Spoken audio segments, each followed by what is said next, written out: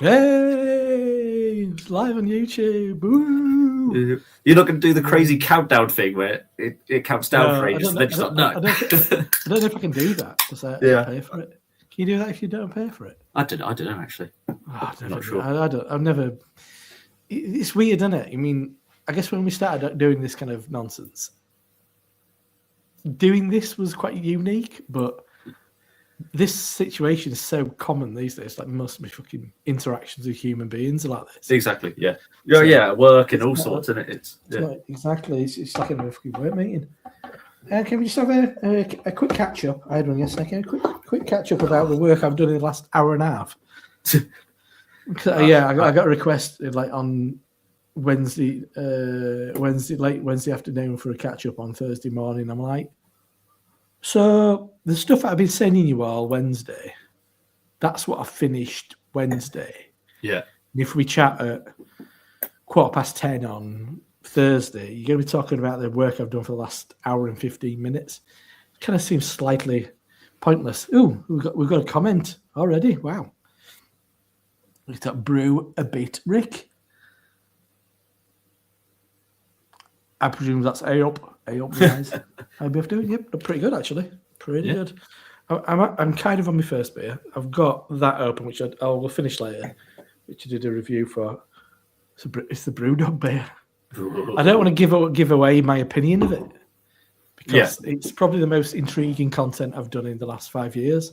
Bloody hell, that's you know what I mean? Because it's like, who's doing a Brewdog beer? Is it going to be dog shit?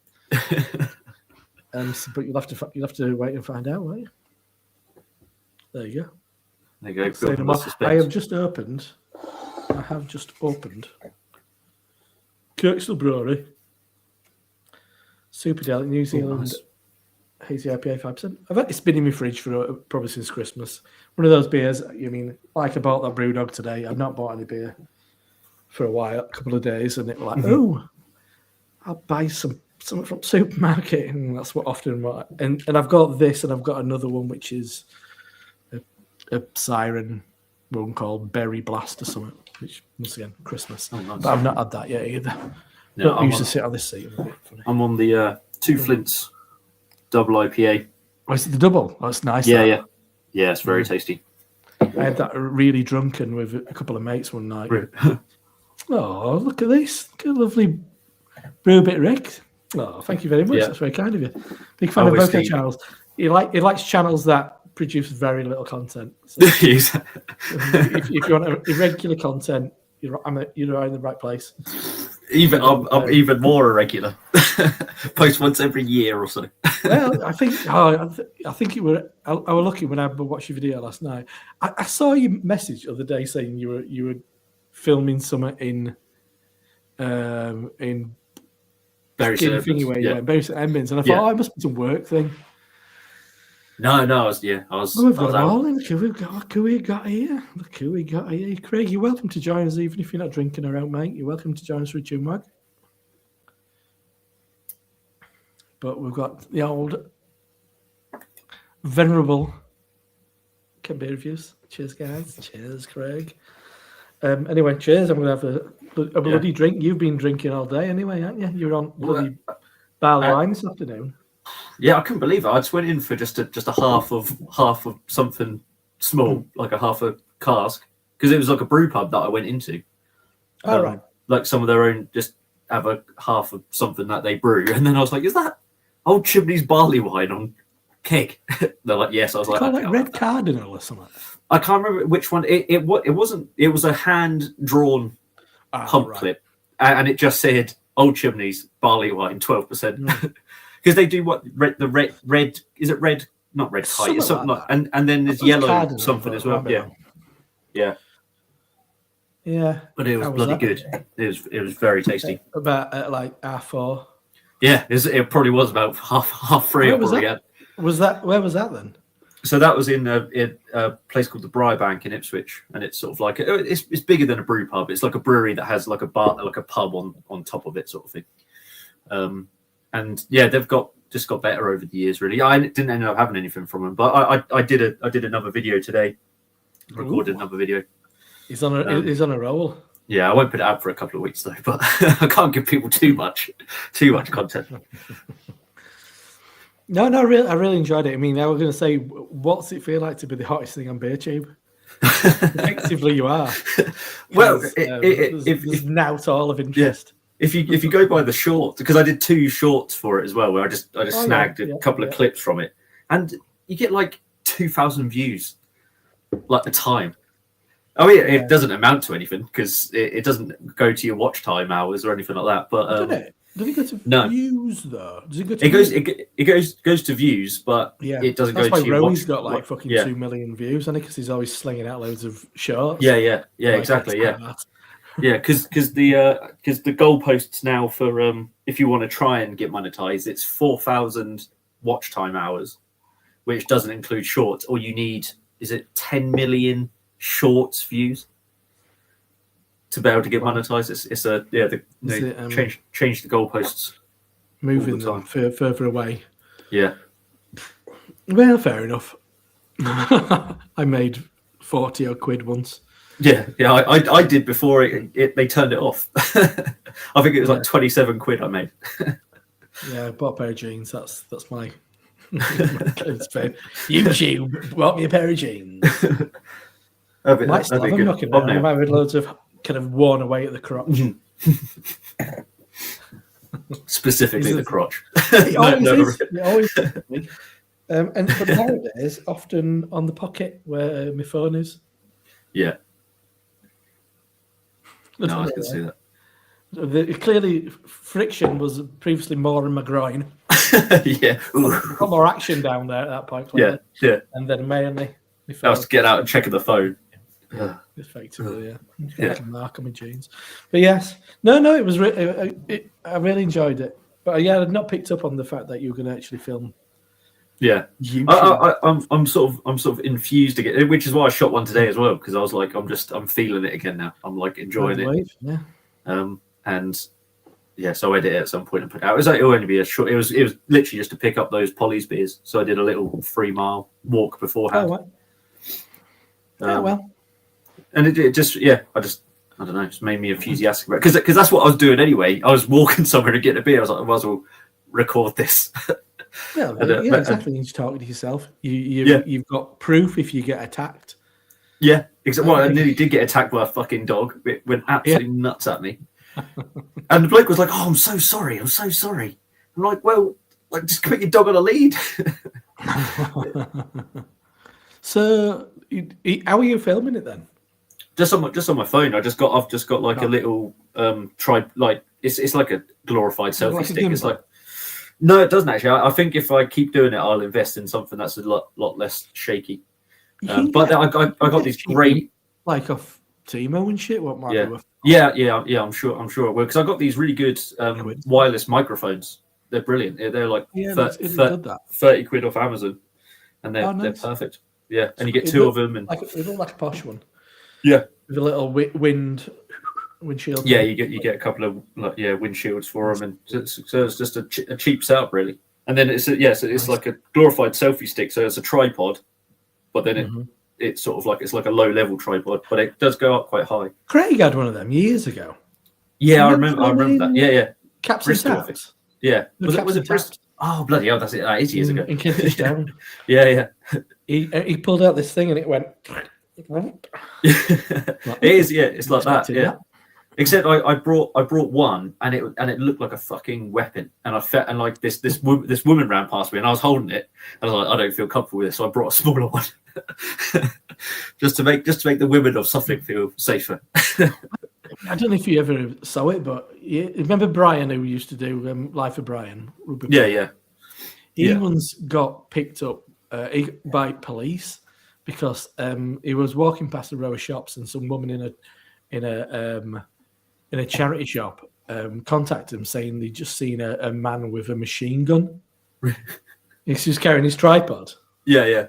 It'd be like a fucking minigun, wouldn't it? Yeah. A prejudice was shown on that one. Because he was a black man. Yeah. It's a black man with a machine gun. Yeah. Oh, there's somebody with a tripod. I know it's probably like 8:30 in the morning. He's a large man with a machine gun. But yeah, no, I did. I felt a bit of that because it just felt like this tripod was just too big. So I was like, I can't be carrying that around. It looks crazy. So I got a smaller one, which I used today. A lot of the guys who do kind of travel loggy things have those really tiny ones. You know, they're like a fucking vape with like a the DJI Osmo. Yeah, I've used them for work. They are bloody brilliant. Like the video company that we use, they shoot on like really fancy main cameras, but for just like little B-roll footage, like if you're in like a conference or something, just like going through the art, that they use those. They're really good quality for what they are. They've got like face tracking and all sorts on there. It's like really advanced. Yeah, years ago, John from what was that brewery called? Simon was knocking around with Lords. That was it. That was the first time I'd ever seen one. But I watched. Do you know Honest Places? Yeah. I think that's what he uses. I think most of like all of the big sort of like vlogging channels, or like the Sidemen and all that sort of thing. I think they were all given him at one point, so it's become like the vlogging camera of choice now. Like because they're just so like. From the other one, what was the other one people were using? The little one. Oh, like the GoPro type ones. Yeah, I think it has, and I think it's even like taken over, like using like a big DSLR, like Casey Neistat style. I think it's like because they're just so easy to use, better than a phone sort of thing. Tiny, like there was one guy I watched, and he was like, a lot of time he has to tell people that they're on camera because they just don't even know it's a. Right. If you've got your phone holding it like that, people know you've got your phone out. But like that is like you are on camera. By the way, I feel this is a camera. Yeah, I think. Do you know Simon Wilson? Yeah. Watch him. I think he still uses a fucking big old DSLR. Yeah. Which is mental, isn't it? But he's especially the places he goes. Kind of acolyte of Casey Neistat. Yeah, sort of disciple of him. He was like inspired him, and you're thinking he carries so little stuff. Yeah, but he's carrying a fucking DSLR and a laptop everywhere. So that's why he's got like 2 t-shirts. Yeah, exactly. Yeah, he goes to Alaska and he doesn't even take a coat. In like a track. Yeah, he went to Alaska. Yeah. You see, when we were all in the kind of white whaling community, and he's got And where did he went to some really remote part of Norway or something as well. You see that one where there's like polar bears and shit. Yeah. It's like really dark all the time. Yeah. And he turns up and he went and bought some gloves or something. But everybody else is all like, how's he not getting fucking? Yeah, he's wearing like a Liverpool shirt, and that's about it. Like a body armor kind of zip up top or something. In like fucking minus 25. He's good because he is just the complete opposite of me. it just the most gregarious, wants to talk to everybody, sort of like guy. Like it's endearing. He endears people to him like massively. That's it, isn't it? Because he's not a clever man. No. And he's a bit, and he's scared of food, and like he's a little bit. I mean, he's a bit insincere at times. I mean, he's got a technique. It feels like at times. Oh yeah, fantastic. Yeah. I mean, so what's your name? Yeah. It's not like it's the same questions every time. People, yeah. But he's got that kind of down. How it's probably quite an American approach. It's probably quite a business approach as well, where you make ordinary people feel special. Mm-hmm. Like, I don't know if you watched the one where you're on this massive boat that was like as big as a shopping centre. Oh, the biggest cruise ship or whatever. Yeah. It was like like just some staff walking around a stairwell and like, are you the captain? Because he had like a suit on or something. And they're like, no. But is that him just trying to make? You mean, as I said, not ordinary people feel special? Yeah. And remembering people. Oh yeah, so and so. Like when he got in there were a fellow who were playing piano. He bumped into him a few times. He was from Cambridge or something. Like, oh, right, so and so. Yeah. Fantastic. Keep playing that piano. It's all that kind of. Yeah, exactly. Just a bit. He just feels a bit insincere at times. Yeah. But yeah, I completely agree. I would just not be like that. I when I was recording the video today, there's people coming towards me, so I went the other way, and I say it in the video. It's like I'm just going to go this way because I just want to avoid everybody.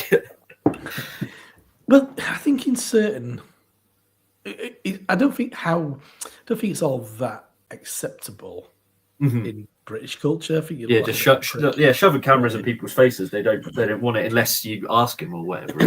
Yeah, it's like Thingy Bob, Great British Pub Crawl.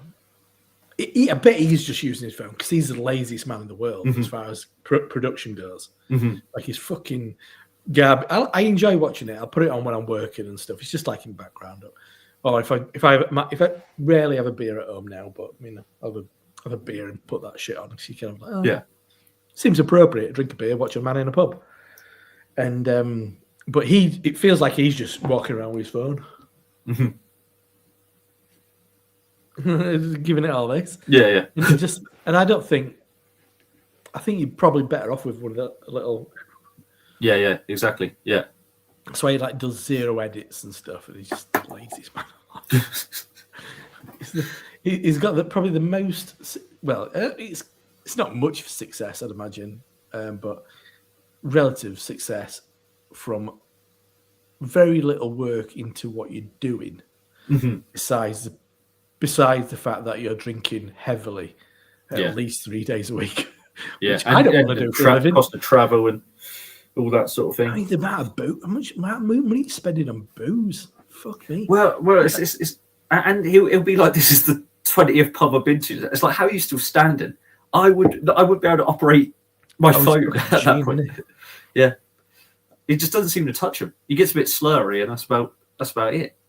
Yeah, some of them when he's kind of like giving a bit of a peace out or something at the end of it. I'm a fucking idiot. I bumped into him and said hello. Literally in passing at Nottingham Craft Beer Festival last year. I'd been keeping my eye out for him all day, and I think I just were walking between one of things to a bar, and he kind of found the way, and I was like, and he was like, all right, that way. We didn't know who I was because he's not that way. He's just he's not that into it really. He's not that. No, he's relatively new to it all, I think, as well. But it's a good way to find pubs. I think pubs where you might have overlooked. Yeah, he goes some crazy play. I watched the Ipswich one he did. I was like, those are some crazy choices. Did he go to any of the good ones? He did go to some of the good ones, yeah. But like the first one he went to, which was like the sponsor of the video, was this sort of pub on a sort of council estate, like flat roof pub on a council estate, and he's given it all like this, like because they sponsored the video. I don't know what that means. I don't know if they pay him or what.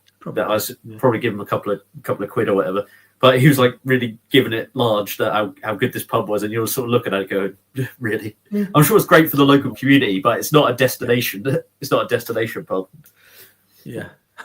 Sort of flat roof pub and sort of like you wouldn't leave your phone there. Yeah. He does go to a bunch of places where you think, well, it doesn't really. It's not unless it's. I don't know. It's for me. Unless it's good for some specific reason, right? I mean, I know there's like historical pubs, and that's all. That's its level of interest. Oh, the beer's really good. If you're just a fucking average boozer, all you're doing is. It feels like it's ticking a box. Yeah. Went to that one. Take that off. I've done 25 pubs. 3 of them were good. Mm-hmm. What are you telling people? What are you helping there? Are you giving a guide to good pubs? Or is it just any? Because I guess like the evolution of what you started doing could be you'll plan your walk from A to B, and you'll end up at this pub, and that pub will be chosen for a specific reason. Yeah, and people will go, oh well, if I'm in that area, I could do that walk, and I can. And I can end up there. Yeah. Yeah, that is sort of the thing, really. It's sort of just ending up at a destination rather than going on like. Well, I will do some pub crawl once, but it is sort of, the world's my oyster. Really. You ever watch? Do you know Kevin Nealon, comedian, actor? No, it doesn't ring a bell. Right, okay. I thought it might have been a bit of an inspiration. No, I was going to say, if you're in London. When we finally get to London, when we manage to do it, we could do what Kevin Nealon does. So I think it's called. Is it Walking or Hiking with Kevin? I think it's called his channel. Oh, Do you know okay. who Kevin Nealon is? No, I haven't heard the You name. ever watch Weeds? I vaguely remember it.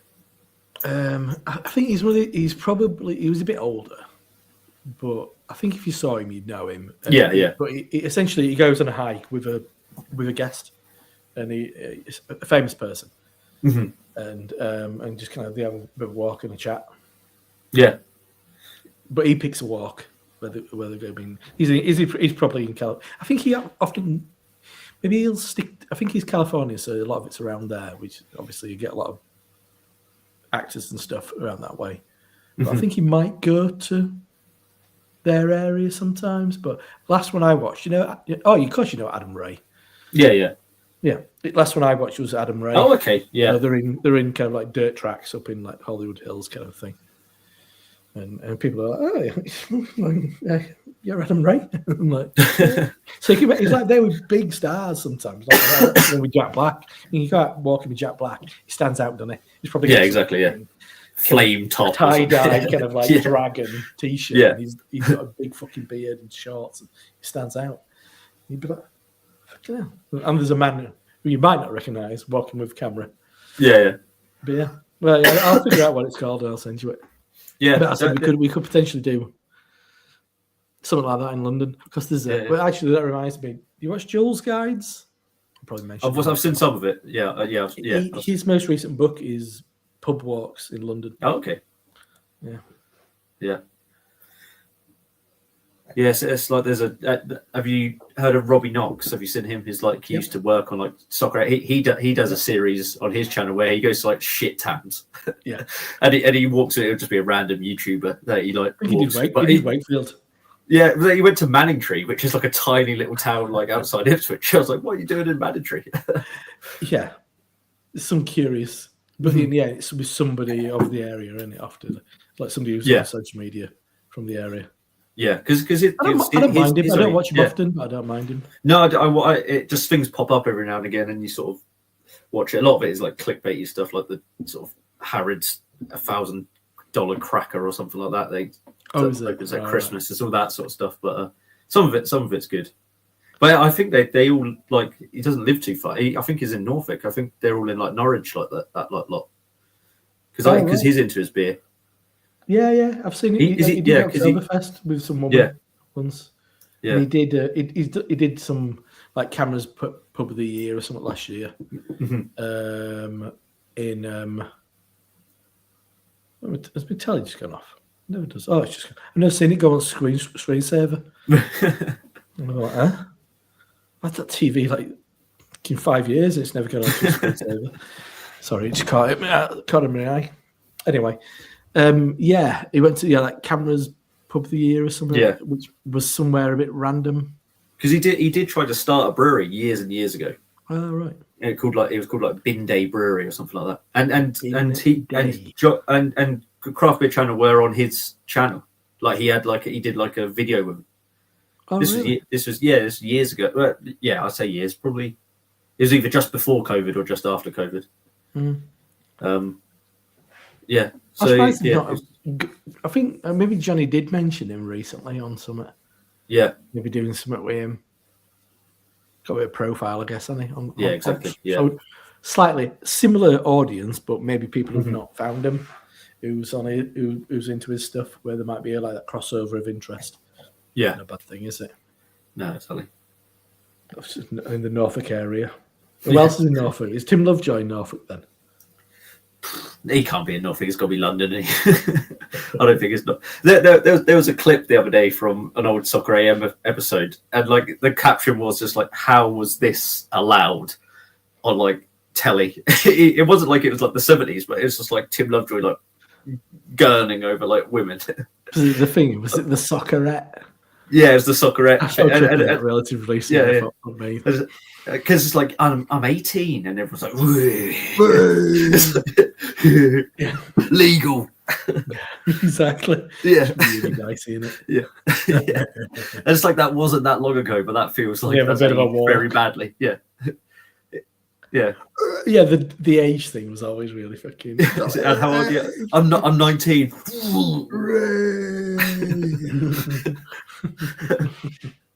No, it's nuts. They tried to make it a bit of a comeback, didn't they? Are they still doing that podcast? I don't know. I'm not sure. That Too was much weird. It was Lovejoy bullshit. I watched a few bits and bats.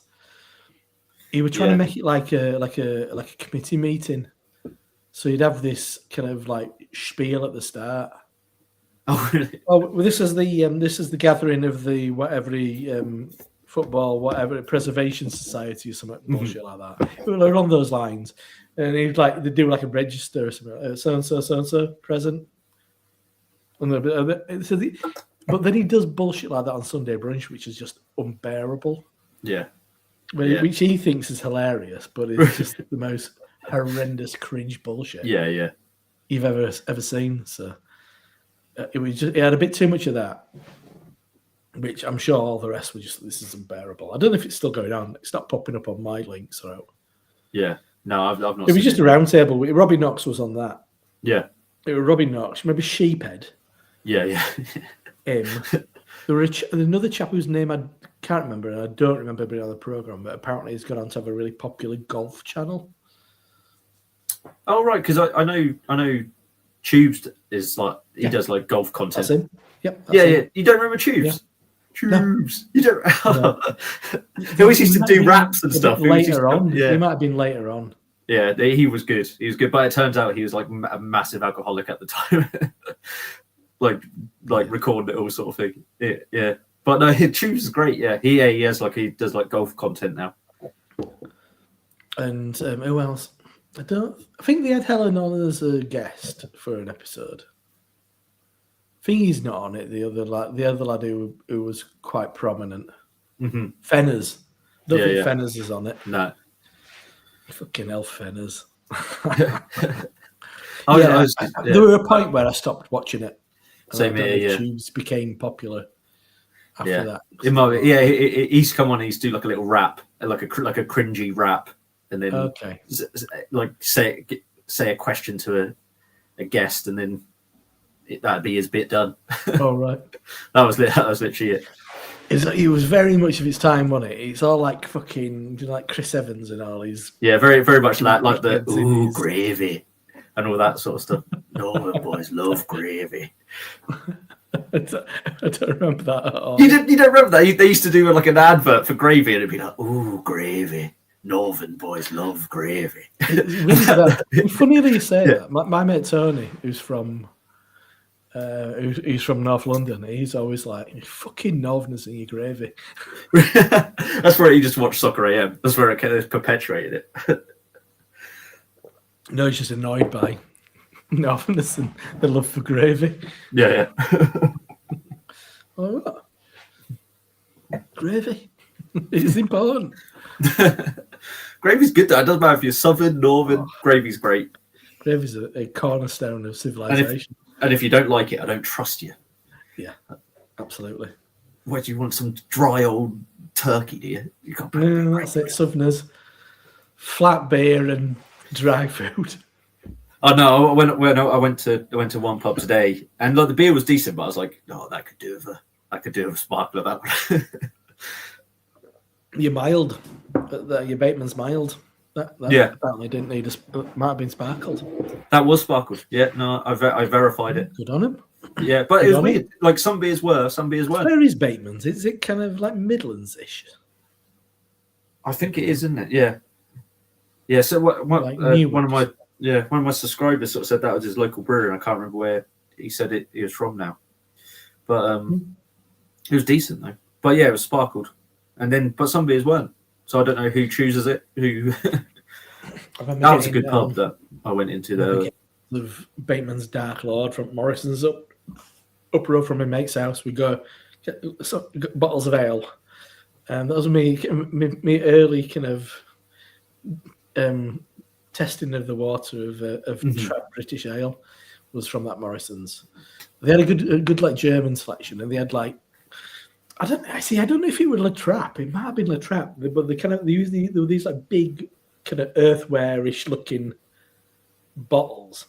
Yeah. with like a plastic cork in them, a cork in a container with like a plastic cork in it. I think I don't know if it was a trap, but I'd like buy them. And then someone bought me a big box for my birthday for like ales around the world or something. Yeah. And one of them was a bottle of Landlord, and I'd never had it before. And they were like, "Oh, it's all right. It's all right." Mm-hmm. They were like, "Oh," so I'd start buying, and instead of going and get a 4-pack of Coors Light. Yeah. I'll try that. Have a fucking have a snack lifter and a it's a slippery slope. XP or whatever. I can't remember them all those ones. From Morrison's long gone as that, sadly, that Morrison's. But I remember going in there and trying to buy asparagus, and they were a bit like, what? Asparagus? None of that foreign muck here. But yeah. So no, it did look lovely. Did that? Yeah. Your old lovely trad pub. Oh, it was good. It was a pub that you just wouldn't know it was there. Well, you would, but it looks a bit like a sort of a locals pub from the outside. You wouldn't necessarily think, "Oh, let's dive in there." But like when you go in, it's lovely. Sort of like wooden beams and roaring fires. I went once before, but it was literally I had a half before I went on the train. So I was like, I earmarked it. Earmarked it to go back to, sort of thing. Is there like a humdinger of a Green King pub there, or is it just like 25? There's loads. There's loads. Yeah. There's loads of them. Have they got like I've been seen as like the brewery tap? I think they have a tap at the brewery. I think they have like a pub at the brewery. Those back in the day, big brewers didn't have a pub on site. They had a Yeah, I'm sure there is. Yeah, I'd have to look that up. They have the Nutshell is like a Green King pub, and that's like claimed to be the smallest pub in England. All right. Yeah, is that what? And it is tiny. It's like literally like a cupboard. In Manchester, that claims to be like the smallest. Yeah, there's a few in the country. Very small. Yeah. The Old Grey Horse, I think it is. Or Circus Tavern, one or two. Yeah. I want to do. Yeah, I just want to do further afield stuff and random bit. I'd love to do like a multi-day thing, like where you either stay in like a B&B or even camp or something like that. And, yeah, you said that. But that's like grand plans. So we don't have to. Yeah, you're gonna get one of those really low-profile tents. You're one of those one man, like a sarcophagus. Yeah, I used to know a lad who'd go kind of like ice climbing and stuff, and that's what him and his mate would do. They just fucking stick that in the ground and get in and fucking cover themselves up. And, it's like, how are you gonna sleep? Yeah, I know. That's the thing. On Wednesday night. Yeah. I would not sleep in a fucking sarcophagus. I am someone who likes sort of like mountain. Home comforts, so I'd need a little bit of a setup. I don't feel I could just go wild. Yeah, because that's like, there's I don't watch it, but I know there is social media people who are kind of like doing kind of like, I forgot what was Tom. No, what was he called? There's a guy who did stuff with Northern Monk at one point who were doing like outdoorsy shit. Oh, okay. Yeah, I do watch Striding Edge. Yeah. Yeah. Oh, yeah. Yeah. He's a fell runner. Yeah. I know what you mean. Yeah. You do all those. Well, that's it. That's next level, isn't it? Yeah. You're going up, like, you fucking walking, go down mountains. Yeah. Yeah. And you're pub at the end, aren't you? Exactly. Yeah. It's a good one. Fucking, it's in it around here. Like the highest pub in the country? It's the place where everybody always gets trapped for like 3 days. Oh yeah, is it? Yeah, yeah. I think you have to like tell them you're coming, don't you? I don't think you can just like rock up. Oh really? Yeah. There's there's one around here. Something Tarn. That's I'll have to figure out what that's called. Local Tarns. Yeah. Where is that? My nearest town. There is, but there is a pub up there because I've had somebody got me a bottle of beer from it because Wensleydale Brewery do a beer for that pub. Tarn. I am actually going to speak tan. There. That'll be it, won't it? Oh no. Richmond. That's not. It's not the Richmond DSF, is it? Where's this then? That sounds about right, though. Oh yeah, that'll be it. That's no, it's around here. Tan. So tan. So TAN tan. Yeah. It is tan. Tan Hill Inn. I will see if I've got any. That it's like. I don't know. There you go. Oh yeah, that looks like it's in the wilderness, right in the middle of nowhere. But it is maybe a really good pub. I mean, that's a lovely photo, isn't it? It's right up. Oh, you mean look at the bit inside of it. Mm. Oh yeah, that's series 3. Yeah. See, if you got like, I can completely see it becoming successful because it's just got that bit. It's got the USP on it. It's got that little bit of something different that a lot more people are interested. It's like with Great British Pub Crawl. People like pubs. People like pub crawls to a certain degree, but don't want to go on one for 25 pints. Or 20 fucking Jack and Kirks or whatever he drinks. Yeah.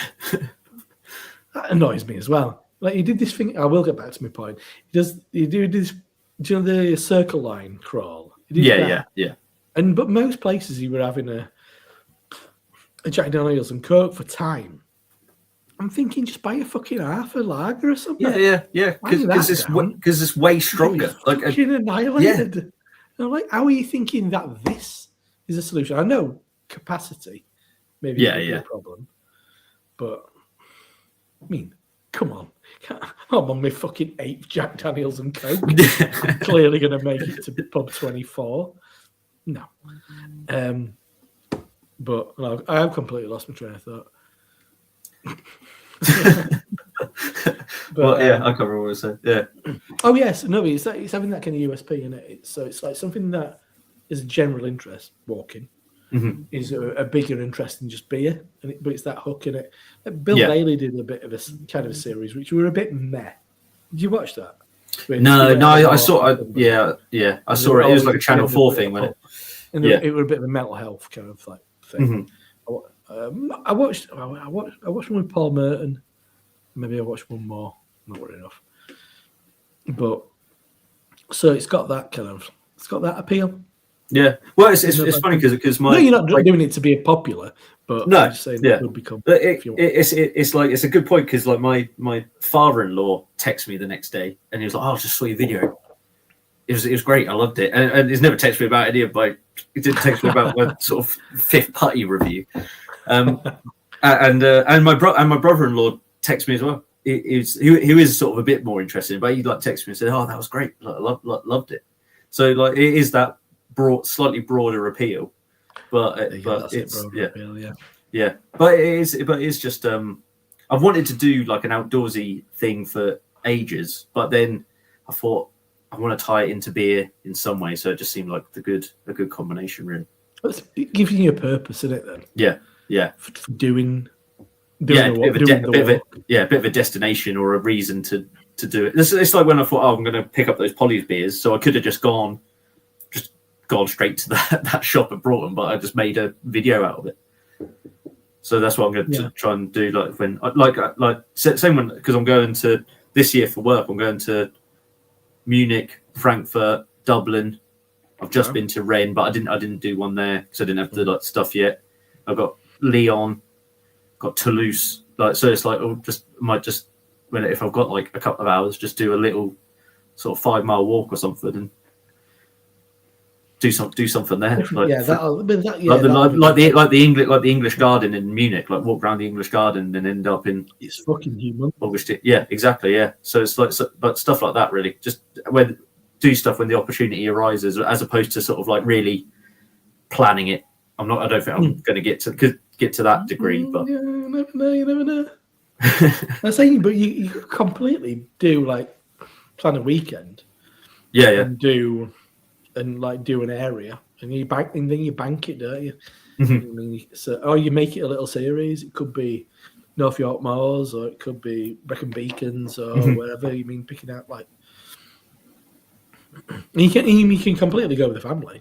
Just don't let them on camera. Yeah, I went dick about. Or you can. You mean, or like one of the days, or an afternoon. You spend like 3 hours having a poo. Yeah, no, because we're gonna go to like Snowdon, so I'm gonna do something there, and absolutely. Just one afternoon, just do something and end up in some random pub. Well, that's good. Yes, I'm enthusiastic to make videos again because I did lose my mojo a little bit. Yeah, everybody else. Yeah, exactly. Yeah, and I don't know what it was particularly because like I didn't lose any interest in beer. Like that's always been. I've never gone on. Not really into beer anymore. I've still been and I probably drink just as much as I do when I was doing like reviews all the time.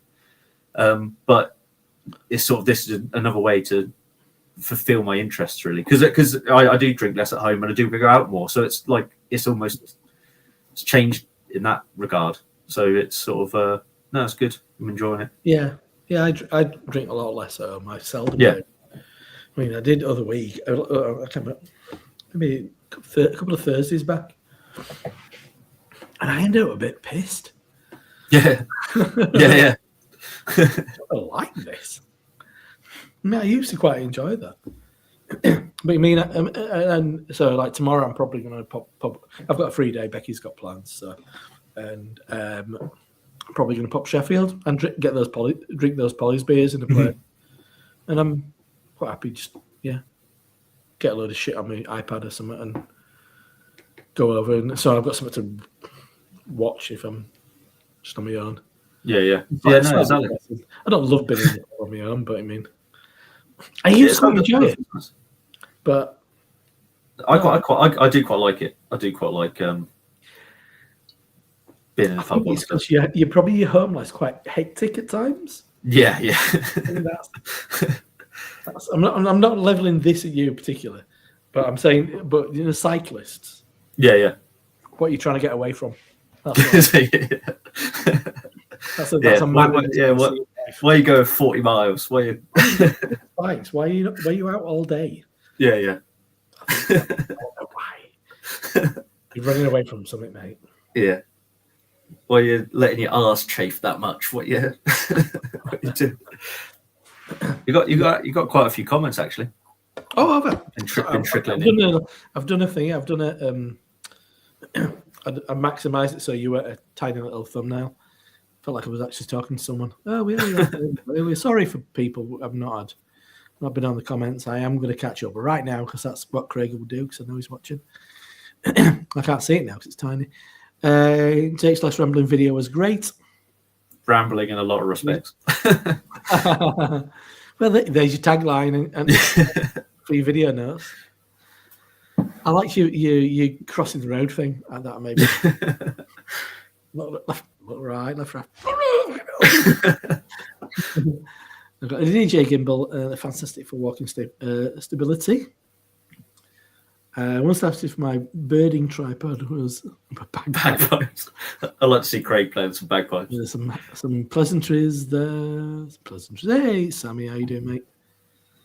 It's because I've got Jake and everybody wants to watch it. I said he's the flavour of the month. Disco, wow. Everybody's here. Even gents, beautiful beery peeps. Happy damn Friday night beers, absolutely. Oh yeah. Speaking of YouTubers, what has happened to Tea Time Mark? I don't know. Harry would be the man to ask about that. We've got Jaggers and now you're doing Jag Mark. No. Lincolnshire's Bateman's is Lincolnshire. Okay. Yeah, no, he went a million miles from Raggy, because I remember him going. That's what she said. I think it was something. Yeah, he must have said something mildly rude. Fighting to Poland today. I presume that says flying. Oh, this is flighting. Yeah, you mean, yeah, I love Poland. It's great for beer. Love Poland. I'd love to go. I think we have talked about, because from Leeds Bradford, we got Gdansk from there. I think they do Wrocław as well. which it's pretty. I mean, it's like fucking. It's less than 20 minutes in a taxi from my house. Is Leeds Bradford. That's crazy, isn't it? Yeah, it's great. You don't have to pay. You don't have to get an hotel. You don't have to. Yeah. In. Yeah, it's nuts. It's great. And Jagger's saying, "Bane Sky Rise, can't go wrong. Nice sessionable ale. This is the brew. This is. I will drink the rest. That's a hint in it. It wasn't like it wasn't. It didn't go down sink. This is the BrewDog analog creams. But I'll get to the lower ABV one. I'm trying to be relatively sensible. What was that? Sorry. Geekshead and London J. We have a great walk across the wilds of Ealing and in a fabulous little brewery for you. Oh, isn't it? Yeah. There you go. Yeah. Well, I said, yeah. Depends what you want to do, innit? I don't want to walk too far. It means it's inevitable, isn't it? Yeah. London, you walk far no matter what. Yeah. Well, tell Adam Johnson that. Yeah. We've got some bloody. But I mean, I don't know if you've seen his. I saw briefly in the chat the sort of to and fro. A man who's not spent a hell of a lot of time in London. Yeah. I mean, if not, you'll spend all day on public transport. It's a time drain. Talking about going to Bermondsey, but then they're also talking about going up to Southampton Arms, and then from there, like Hackney and Dalston. I mean, the walk from Kentish Town Tube to Southampton Arms is a good 20 minutes. Well, even the walk from like Bermondsey tube station to like the Colonel, for example, it's a bit of a trek. It's not a short walk. It's a beer mile. End of that will be Ansbach and Upday. Walk that, and then they've got the Rake on the list. That's not a shot. That's a good 20 minutes. Mm-hmm. It's not as close as you think. And it depends. It depends if they're trying to tick off a lot of places or if they want to have a nice time. yeah. Because that's the thing. Because like sometimes you get a bit settled in a place, don't you? And they got a good tap list or whatever. And yeah, exactly. You're not going to be hanging about for a while if you're bombing around. No. I'd always pick me and Simon have done a couple of days in London. You've really got to concentrate on a kind of an area. Yeah. For the most part, because it is inevitable you will have to have a bit of walk to something decent. So yeah, you got to pick it. It depends what we do when we meet up. Where area I'd previously looked at was it was to do something with Simon, was North London and quite far north, a bit east, around kind of Walthamstow kind of area. Because Gravity Well, I've not been there. Pillars. Yeah. They've got a couple of places up there. I think a lot of the other places, there's some of them are closed down. It's pretty decent. Mm-hmm. There's a bunch on a trading estate. That's where Wildcard used to be. It's pretty decent. Oh, okay, yeah. Signature brew. I don't think Pressure Drop's a million miles away. I quite like. Have you been to 5 Points? No, I've never been to 5 Points. Yeah. It's a really nice place. It's really it's odd. It's an odd place. I don't know what its previous use was. It's probably post-war, kind of. It's just a big brown block of a brick building. Yeah. Food were amazing. I mean, draft list was pretty bang average. And they had a couple of slightly interesting things of their own on. Mainly car range, but food were amazing. What they had at that point, I think they rotate huge outdoor area. But this is a big. It's like this big kind of like centre bar outside. I mean, it's more space outside, way more than indoor. Yeah. But that's where the brewery is and stuff. I mean, but that's not a million miles from kind of Bethnal Green. So once again, it's probably northeast, and I guess still. But whatever, whatever's wherever. But I mean, is it well? Not yeah. I'm happy to go with the flow really, and yeah, if we want to pick an area like that, and we'll pick the food places. Yeah. And then we'll find beer places around them nearby. Yeah, absolutely. Yeah, my mate Tony's a chef. He's his partner's obsessed with pizza, so they're back in London this weekend. They went tonight and they're coming back on Monday because there's no fucking trains. Back up here, so they're staying until Monday. But he was saying he was going to a pizza place because they used to live in Walthamstow. I mean, they've got a pizza place there. Like, oh, it was so. I'm like, have you heard of it? I'm like, no, but I was like, oh, fucking amazing. So I always defer to them too for details on these things because some of the pizza places that I've mentioned to you. He was like, oh yeah, I've been wanting to go there for years. Yeah, so there's just live on just pizza and pizza. Yeah. Pizza and pills. Exactly, yeah. That's what we can do. So that sounds pretty good. Walking everywhere. Yeah. It can be pizza there. Well, your German one, that'll be sausage, won't it? Munich sausage and Hellers. You need a bit of alliteration between. Yeah. Versed. There's so many puns I'm sure you'll come up with from that. But I really want to try Vincenzo's in a. Well, they've got a Shoreditch one now because I think their original one's out. Like not. Vincenzo. It's sort of like pizza by the slice type place. Because there's because their original one was out in the arse end and like barely London. It was like not Romford, but like one of those sort of places. And then now they've got a place in Shoreditch. I think I've watched it. I think I've watched him on YouTube. He was quite a character. He was on that guy. He was on that guy's channel who used to do the food things with that American guy. That's so vague, you know what I mean? Is that sort of posh British guy with glasses? Harry. He was on. Isabel. Yeah. I think you sent me his burger one. I think you sent me his burger video, and then I sent you the pizza one. Sandwiches. Oh, all right. Yeah, it was sandwiches. It was sandwiches. Yeah, sandwiches. Yeah. Yep. And then I sent you the pizza one, and Vincenzo's was on that, and it just like I showed Tony that. Well, is it for best sandwiches in London? It's like, hey, it's like fucking everybody's doing fucking sandwiches. I mean, it's like Silver's. There's one up here. I've never been. Like, there's a massive queue every Saturday called Silver's. Called Bramley. It's just out of Leeds. It's like everybody's doing fucking sandwiches. And I showed him. He's like, "Oh yeah, that's really fucking good. That does. Where's that?" Hey, you're interested now, aren't you? Yeah.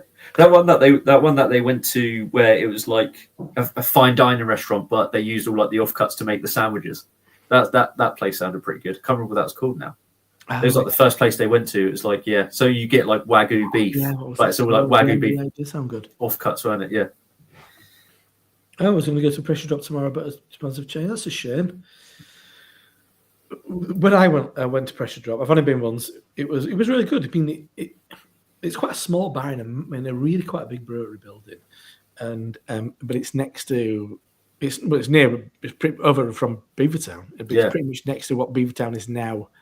Beavertown's tap room, and it's the most depressing place ever. Yeah. It's so bad, and it's like a fucking graveyard as well because it used to be their barrel store. Yeah, that was all the barrels are still in there, and they're all full, and it's all like, and they've got them written on what they are, like Cola Boeuf de Merlin, fucking 2006 or something. Yeah. Well, that'll be like fucking vinegar now. There's a lot of barrels of vinegar in here. It's so sad. Like if you go back and look at mine and Craig's video where we went to like that Trillium thing there, and then you see it heaving, and there's fucking like an ice cream truck turns up and all stuff like that, and you think it's just went not going to do that overnight. It went like fucking sour milk with Beavertown. Yeah, sour when we went to the festival, didn't we?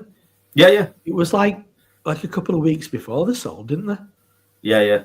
And I mean, everybody going into that festival were like, "Oh, it's just everybody likes Beavertown," and then it was like the fucking rats fleeing the ship on it. I mean, you can sort of, if someone offers you that amount of money, you can see why they're doing it. But if they just waited a couple of years, they would have just built a big business of their own sort of thing. I mean, they wouldn't be maybe not as neck big. oilers, not as big. So they wouldn't have neck oil in everything, but it'd be of a site because like all the stuff that they said was going to happen hasn't happened, has it? There's no Beaver World.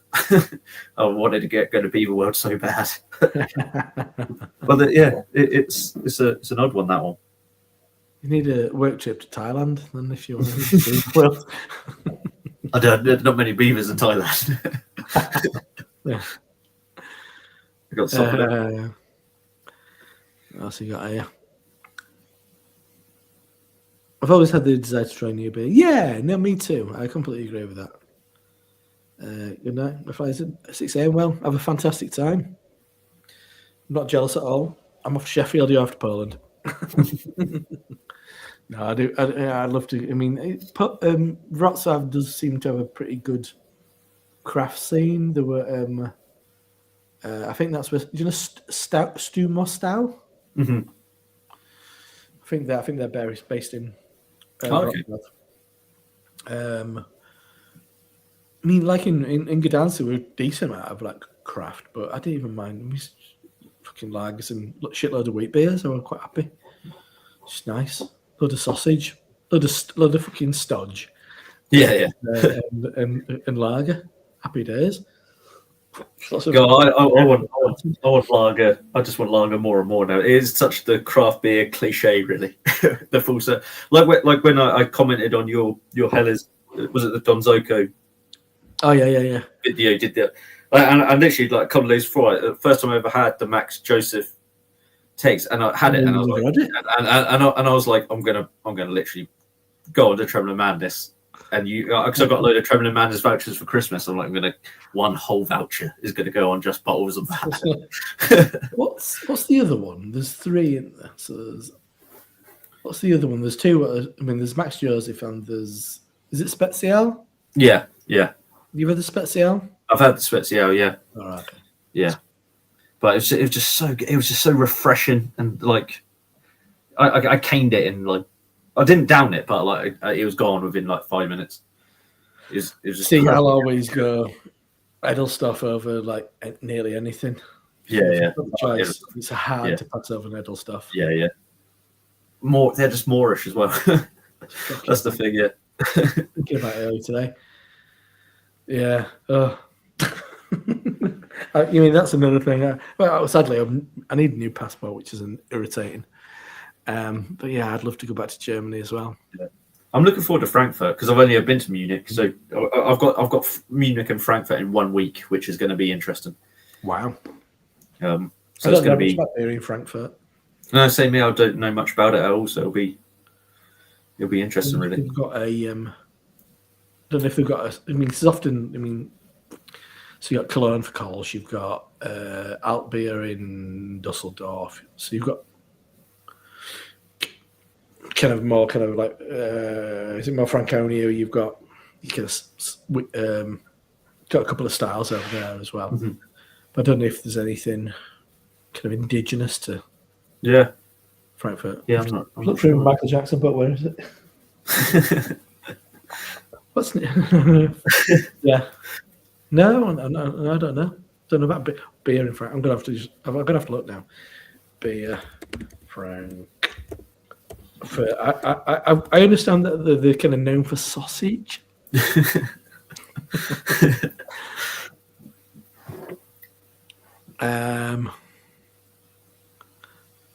Drinking in Frankfurt, back to the ferry. Good night. Oh, that looks nice. Oh, that's a darkish beer. What's that then? You lot just talk amongst yourselves. Well, we Google. Yeah, well, I'm just looking at shit. I just wanted to know if there were like a indigenous style pictures of there's a fucking brewdog. None in Yorkshire, but probably one in Frankfurt. Oh, no, I just wondered if there were like a beer synonymous with it. What drink is Frankfurt famous for? That's what we want. Apple wine. There you go. Oh, no. Bloody hell. Apple wine. Isn't that cider? What makes it apple? What makes it wine? Yeast. Is that what makes it? I don't know. The tap house that keeps popping up. That's Germany's miss. What is Frankfurt famous for? Financial Sausage. Home of the European Central Bank and the major stock exchange. Oh, there you go. It's global transport. Blah, blah, blah, blah, blah. No. Sausages. It does say sausages. Oh, it does. Apple wine and sausages. Unique culture, including apple wine, Apfelwein, and Frankfurters. Well, of course you want a fucking Frankfurter, don't you? Yeah. Well, it's green sauce, hard cheese with music.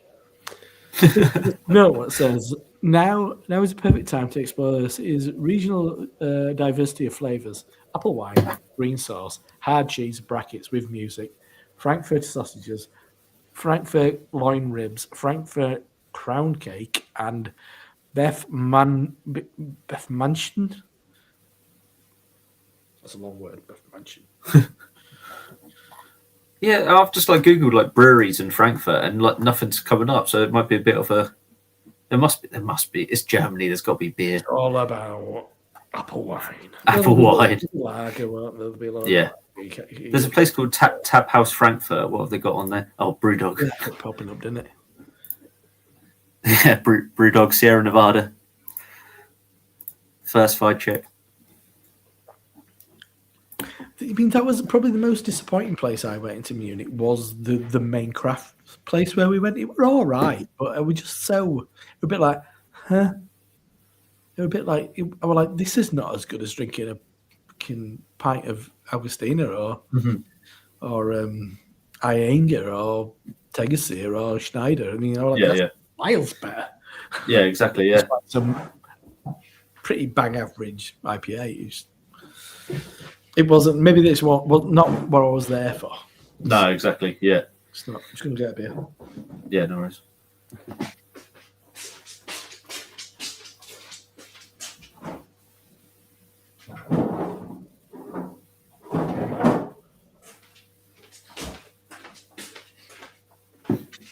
I'm back. It's a bit like when I was in Fodder. Oh, nice. When I was in Rennes last week, and I found this like really good little beer bar, and it's funny. It had Verdant on, yeah, had Verdant, yeah, and I had a couple of local like I was chatting to the guy behind the bar, and he said one of the breweries is from like 20 kilometers away, so it's like I had some like local stuff, which was okay. It wasn't like the best beer in the world, but it was decent enough. Yeah. But there was such a funny interaction that I witnessed, and it was all in French, so I only picked up like a little bit of it.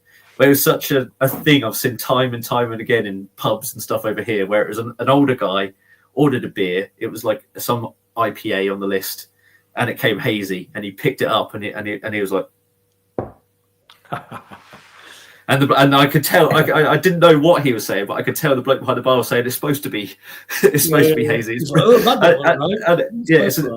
an interaction I'd seen loads of times in England, but just seeing it in France was just such a funny sight. And the bloke tasted it, and he was like, and then when he left on the way out, he said that like how much he enjoyed the beer and stuff. It was, but it was just such a funny thing to witness. Just him picking it up and like looking, it's like, what is it supposed to be? Sure about that. It was quality. Was he on a rickety kind of like old bike? Yeah. Blue stripe top.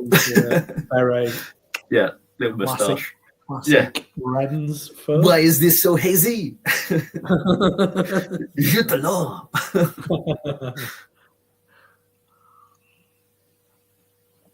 It's all right. It's not as nice as the Kirkstall.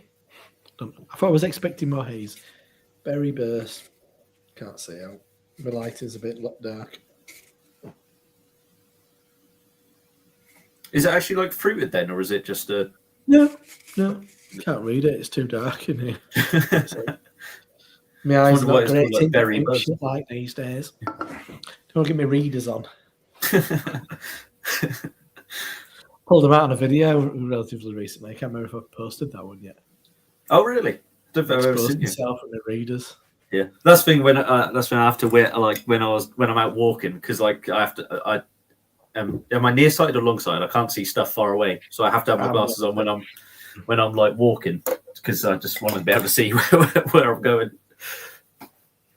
But yeah, I don't need them up closer. I'm tired. My eyes are worse when I'm tired as well. So. Yeah. Am I that bad? But am I just knackered? Am I just working too much and not sleeping enough? And Yeah. Burning the candle at both ends, as they say. Not really. Burn a candle at one end, then. Primarily. The unpleasant end. Yeah, no, I feel that. It's sort of I did lose my rag with my boss the other day, and I rarely do. It's sort of everything's like water off a duck's back to me, really. But it's a really stupid thing. We have this fucking clocking in system, which I don't agree with one bit, because I'm in fucking Ren and I have to clock in, do I? It's a weird, but that's by the by. And Becky has a bit of that as well, which is ridiculous. And it wasn't really my boss. It was more like he was sort of like warning me. But I leave at 12:30 on Fridays, and it had me clocking out at 12:29, and I couldn't even remember. I said to my boss, like, what would that gain me? Like, leave it a minute early. It's either just a mistake or like I just went like 20 seconds too early. Yeah. And then because it puts a little red flag against your name in the system of leaving early. And he goes, he wasn't getting on at me. He was saying, like, it flags it up, it'll get noticed, so you got to like just monitor it.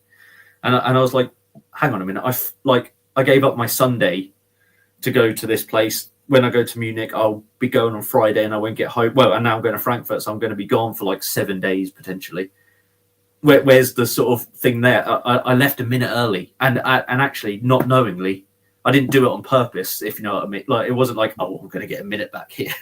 What was a minute? If it was 15 minutes or something like that, but it was a minute.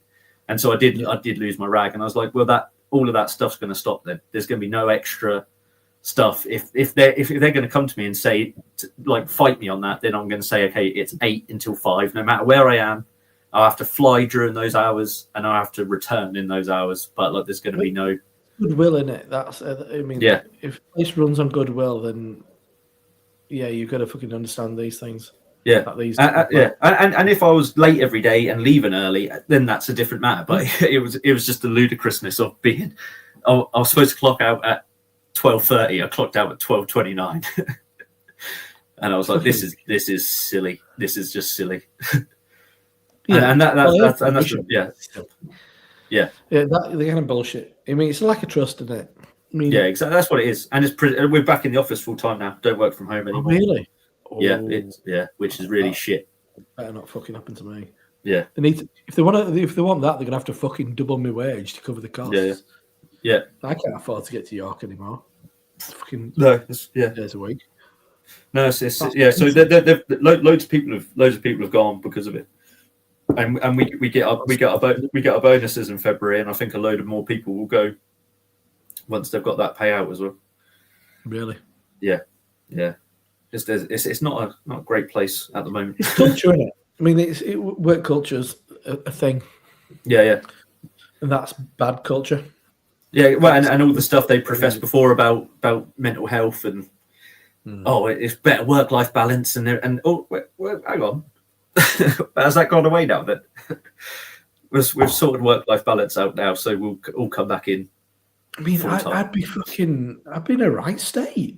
I mean, I get up when I'm in 2 days a week, and I get up at the latest 6:30, sometimes about 15:15. Because I often wake up slightly before my alarm, but 6:30 I set my alarm for, and I get back. Well, until all this month, there's been a load of fuckery on trains, so I've not got back until after 6. But I'll get home at 5. But then I'm on the Tuesday, because I'm in Tuesday night, I'll get home, make dinner, and then I'm getting myself ready for the morning from like 8:30, 9, make my lunch, iron my clothes, put all my shit in my bag if there's anything I need. So I'm up and out early. My trains. Yeah. But I get up at 6:30 and leave the house at about, I think it used to be 10 past. It's slightly earlier now. So yeah, I couldn't do that every day. It'd be fucking, I'd be I'd be in a right state. Mm-hmm. Yeah, just ground down. Well, the thing is because my work was doing either like work from home or hybrid. Loads of people that have been employed recently in the last couple of years have been employed on those grounds, and that's a lot. That's how one of the bonuses of getting the job and all that sort of thing. And now that's been taken away from them. So then they're like, hang on a minute here. Like that was one of the reasons why, one of the benefits of working for you, sort of thing, and you've sort of taken that away. So we can't even physically accommodate everybody at the moment, because our place has fucking been a building site in some shape or form for the last few years, and it will be for the next year or two. Yeah, there's just not. There isn't. I mean, at the moment, a lot of people have been told because they're replacing a roof on a building that were leaking. It's just not a really significant building. It's just got offices in it, but they're being told to work from home until they're told any difference, because we haven't got enough desks. Yeah. And we've really fucking dwindled on staff. I mean, even just in my department, we lost one person last year, 2 years ago now, maybe year and a half. So I mean, we just can't accommodate everybody in the offices. Yeah. They've got people working in fucking. So the conference centre's not used that much. So people have set up a conference centre. Yeah, bloody hell. Just to get a bit of desk space. Yeah. So we couldn't have. We've got permanent desks because we've got like kit. We've got like bigger screens and stuff. Yeah. We used to have like Macs on this desk, and we've just got laptops now. But we've got like calibrated screens and all this kind of business. So we've got designated spots. But everybody else has to like just book it in if you can. What's the availability on the day? Yeah. So we just couldn't fit him in. But I mean, sometimes you just don't know. Like, it's like, what are you benefiting from having people in all the time? It's presenteeism. It's just for my work anyway. It's justifying the officers. It's to make managers feel better. That's what it is. Yep. Yeah. It's micromanaging and presenteeism. That's what it is. Yeah. Presenteeism. I read an article about that a year or two ago.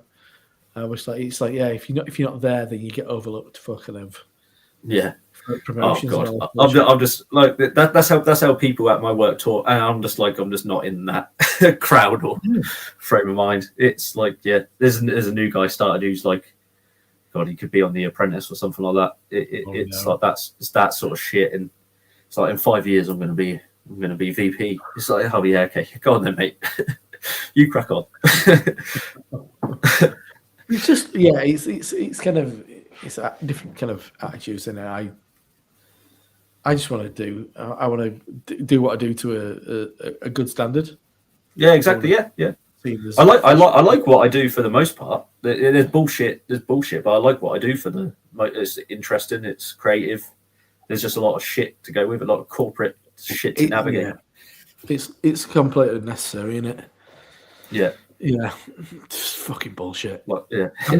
I'm just on the fucking edge. I'm just not part of it, even though I've been there for a long time. I don't get involved in it. Some people feel like they go for the fucking social. It's talking. I get in, I get my headphones in, and I'm fucking. I crack on. Yeah.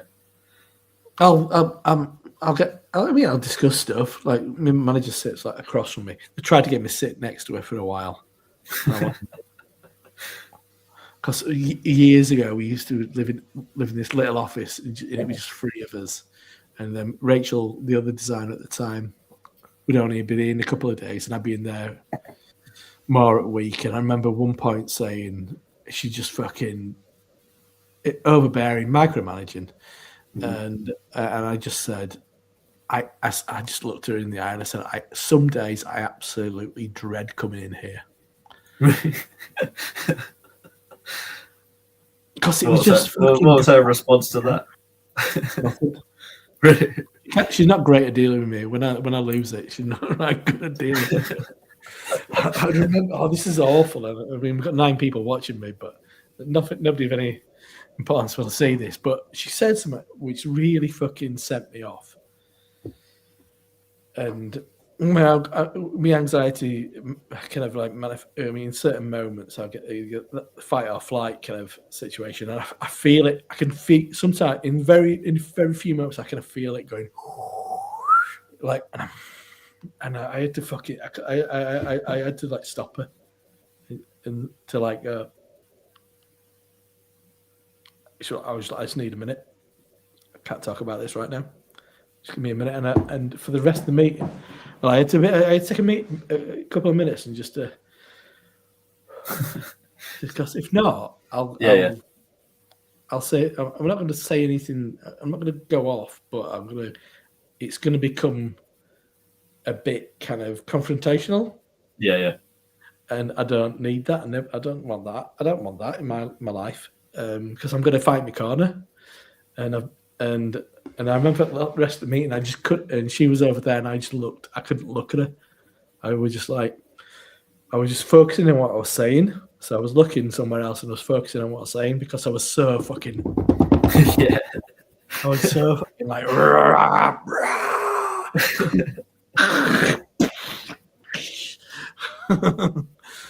and because that's like, yeah. She sometimes she doesn't say it as much as she does, but sometimes she'll start fucking telling me,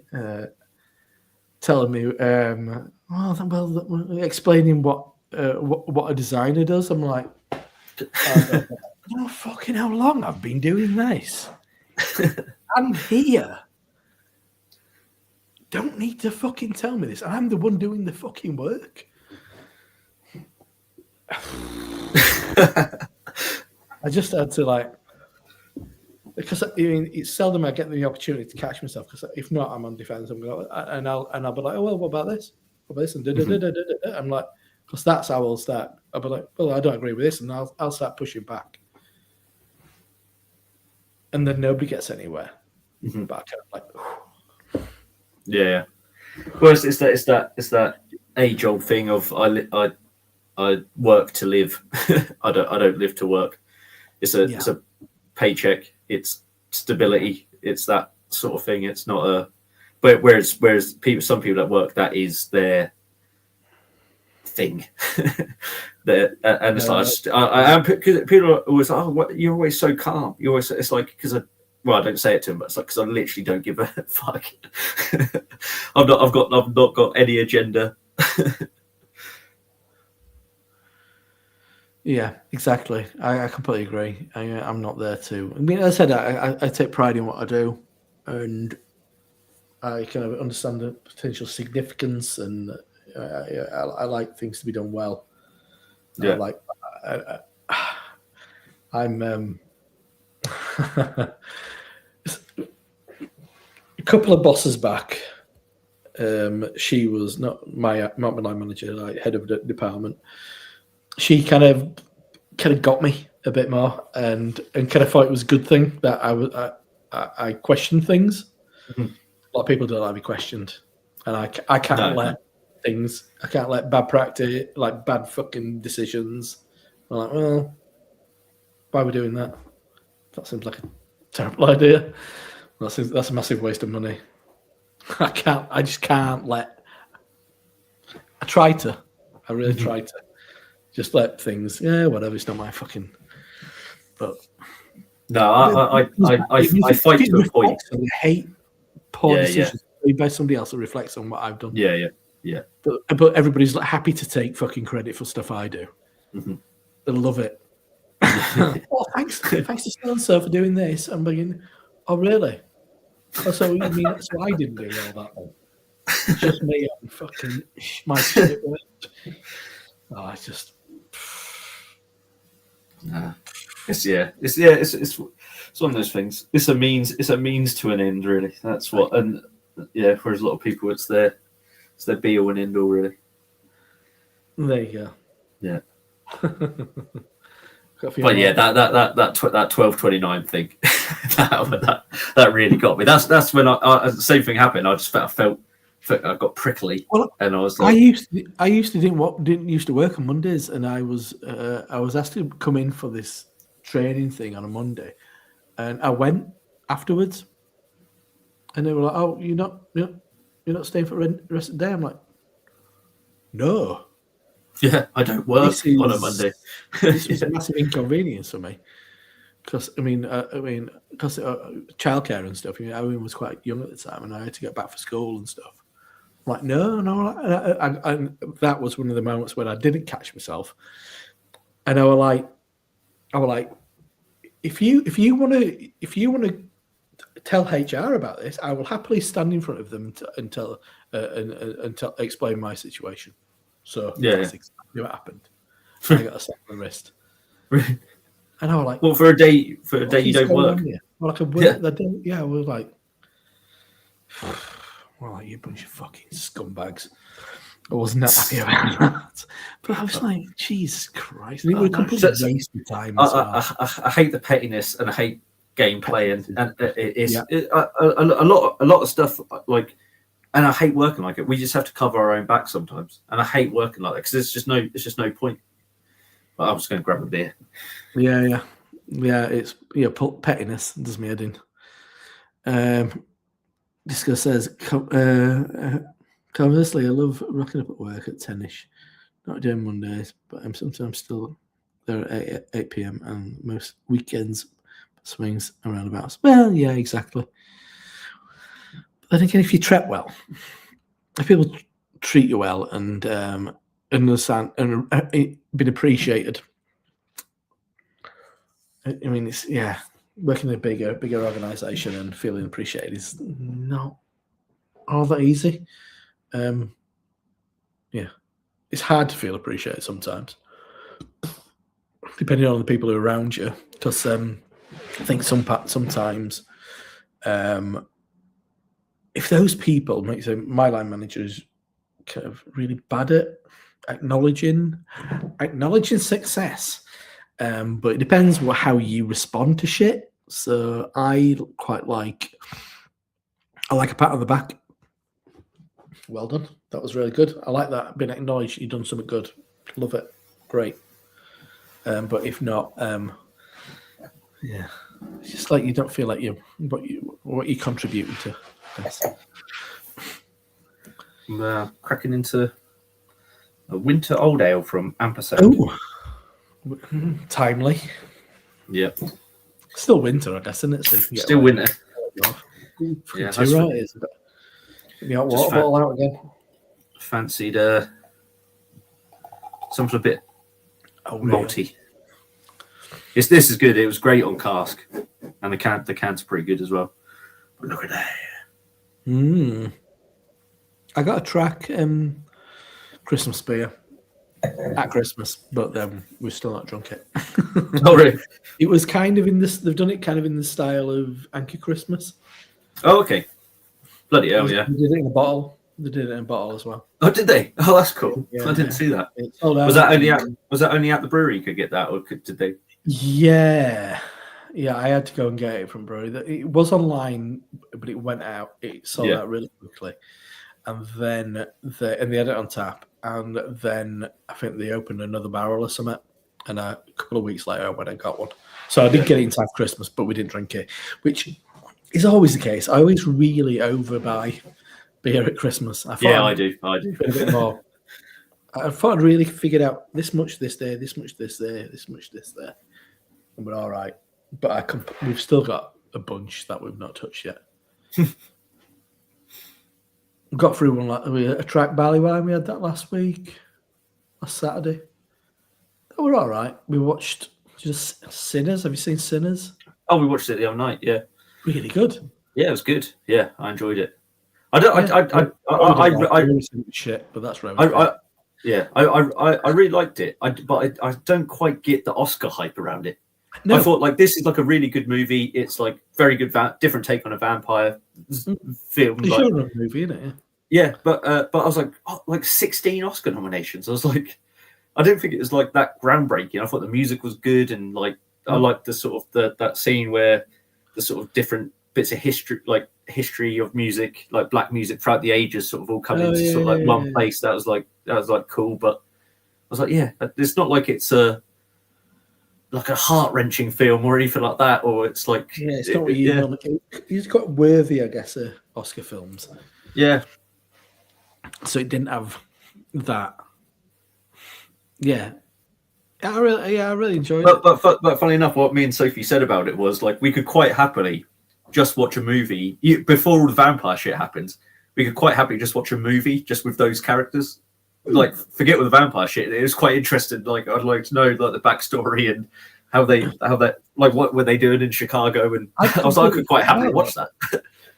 So I found it around Christmas. I was looking through like films to watch, and I suggested that, and then in the end we didn't watch it, and then we started watching it, and then I went, "Oh yeah, it's that vampire one, isn't it?" But before Vampire's Beard, I'm like, "Oh yeah, isn't it?" But yeah, I completely agree. It could have been just about those brothers and in this place, and more kind of crime gangstery kind of thing. Yeah, exactly. Whatever was going on in Chicago, maybe that they're opening this place up. It's going to be a bit of interference from the outside and all this business. Yeah, I could have seen that. And probably just enjoy it, but I did think it was a good take on it. Yeah, me too, Paul, mate. Sadly. Yeah, so that's the thing. I'd love to, but commitments and life. Yeah, sadly, don't think about it too much. No. But yeah. We had that barley wine, but I said it was all right. It was all right. A bit watery. Not as sweet as I'd have expected. First one they'd done, and we did a thing. We had a bright IPA from Track as well, which first bright IPA they'd done. Okay. That's when I've got a free a Saturday where I'm not doing out with Becky. I'll try and go and do something because it's easy just to sit and play fucking FIFA all day, and then go to a couple of pubs locally or something. So I was trying to go somewhere, and it is often Manchester because I want to go to Track, and I'd like to get to Bradwater as well. And it's only from where I'm sat now. It's only an hour, just over an hour. I could easily go to Manchester tomorrow, but I felt like something a bit different. So I'll probably go to Sheffield, I think. Yeah. There's a couple of places I've got the Polly's beers on. There's a place I've not been in its current incarnation. And they've got the Polly's beers on, so I might go. I don't know if you watch Great British Pub Crawl, but he's one in Sheffield. One of his favourite in Sheffield is an Irish pub, and I've never been. It looks really good. So I'll go somewhere else, Irish pub, and then there. I think that's my plan, and then wherever after. But it looks good. It has this Irish pub. Obviously, it's got Guinness on, but it's got Guinness, Murphy's, Beamish, and a nitro from Whiplash. Oh, really? Yeah. You could do a creamy vertical. Yeah, I'll just go in and have a Beamish probably. Yeah. That's the plan. But it looks like a really nice pub as well. So yeah, I've never been there, and I feel like I should have gone there before now. How long is it to Sheffield from where you are? About an hour. Is it? Okay, yeah, it's bloody good. So Manchester's cheap if I go to Bradford first. Bradford's like 8 minutes. Then I can walk across town to the other stations, 2 stations in Bradford, and then from there, it's an hour and a bit to Manchester, just over an hour and 5 minutes, and that's not bad price. If you go to Leeds, it's like double the price. Yeah, if you go via Leeds, even though travel time's virtually the same, it's double the price on Transpennine. But Sheffield, it's if I get it right, it's did it have about 50 odd minutes from Leeds? 50 odd minutes. If I get on a cross country, it'd be a little bit quicker. But oh wow, yeah, that's it's only like £15 or something at return. Wow. Yeah, bloody good that. So Manchester's, if I just want to return to Manchester from Bradford, it's like £16.80 or something. But I mean, if I went from Leeds, if I went to Leeds from on Transpennine, it'd be over £30. Yeah, well, that's mad. When if I go to like Bury St Edmunds, that's a 30 35, 40-minute train ride, and that'll be 20 quid. That'll be 20 quid return. It's like just silly prices. Yeah, it's so close. Maybe they go if it leads to York is really expensive. Yeah, makes no sense. From Shipley to York, my work day, I'm looking at 32 quid. Yeah, that's great. Yeah, if you had to do that every day, that's a pretty penny. My mate used to do it like back before all this bullshit. He was travelling from Newcastle every day. That's crazy. Which is only about an hour and a bit to York, but he was paying over 600 quid a month. I was on 380 a month between here and York. Yeah. Over 600 quid. Like fucking hell, it'd be $1,000 now. Oh yeah. If I want to get a train to Newcastle tomorrow from Leeds, it's going to cost me over 60 quid a day. Mm-hmm. If I'm lucky. Yeah. I love Newcastle, and I can get there in about 2 hours ish, slightly under 2 hours from Leeds. Yeah, maybe about an hour and 40 or something like that from Leeds, but it's so expensive. Yeah, it's crazy. Yeah, even just going into London for me now it's just silly. That's why if I have to go up north, it's via Cambridge or Peterborough. Even though that's the train that comes from London, if I go from Peterborough or Cambridge, it's way cheaper, like half the price. Yeah. Even though that's the train, that train comes from London. It makes no sense. Paul says he found a Bissell Brothers track collab. Tasty stuff. Yeah, I'm sure it is. Bissell Brothers is good. It's it's nuts, isn't it? It's so funny. Like, were you here? Did you come? Yeah, of course you did when Paul came over. No, I didn't. No, I wasn't there. No. One of my biggest regrets. No, I weren't there. That was Birmingham, wasn't it? When you and Peter had the recliners. Yeah. Beside each other. Yeah. That's where you digged your head on the. Yeah, cut my head. I feel like a pro wrestler on the bug roll. I didn't even think that hard though. It's weird. Yeah, that was mega weird. Was that? But that's what you do when you're drunk, I guess. But the Manchester one, I went there. When Paul came to track, it was in the Little Arch. Did you ever go to the Little Arch? Yeah, I did. Yeah. Think about that and think about the tap room now. No, it's crazy, isn't it? It's quite different, isn't it? And I remember when Cloudwater was in that sort of back alley, weird.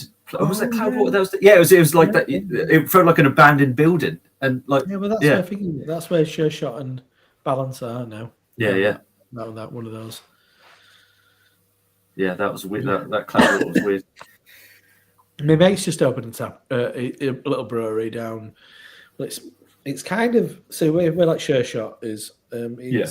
It's on the same rail line, but you can't kind of just walk down it like you could at Berman's. You got to go down and up and round and stuff. But his is proper simple. I mean, he's got a well-paid full-time job, and it's a few of him who kind of do it. It's just this little thing, but it's like stepping back in time. It's great. It's like a proper when you start going in tap rooms. Yeah, it's not all fancy and all this business. But he mainly makes cask. He's done quite well locally, but he only makes a small volume. And he's got so he has a few of his on, and he has some guests on as well. And he don't have it. He was part. Cloudwater. Sorry, all the breweries in that area do a thing called block party every couple of months, and they have a guest brewery, at least one guest brewery.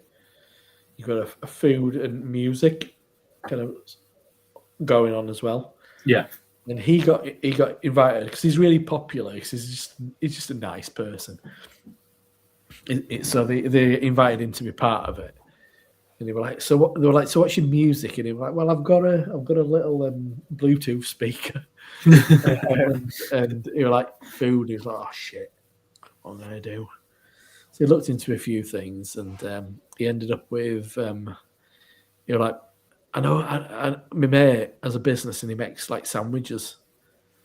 So he was like, "Oh, do you want this and that?" He's like, No. don't know. All I want is a cob. It's a fucking cob with a big old slab of cheese in it, and I want an onion and cut it thick. Yeah.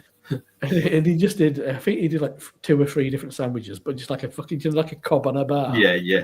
That's what he did, and it was a fucking massive success. Yeah. It's like, because it's just none of it. It's not. I mean, like if I went to Track, the pizza at Track is fucking incredible. And Cloudwater had something nice on and all this business. Yeah. And he's got cobs on bar. And, yeah. And they were like, sometimes it's different. Yeah. And the simple things done well. Look at it. We've got all the luminaries here today. You got Matt. Long time no speak, Matt. Oh, Matt, if you're still watching, mate, fucking.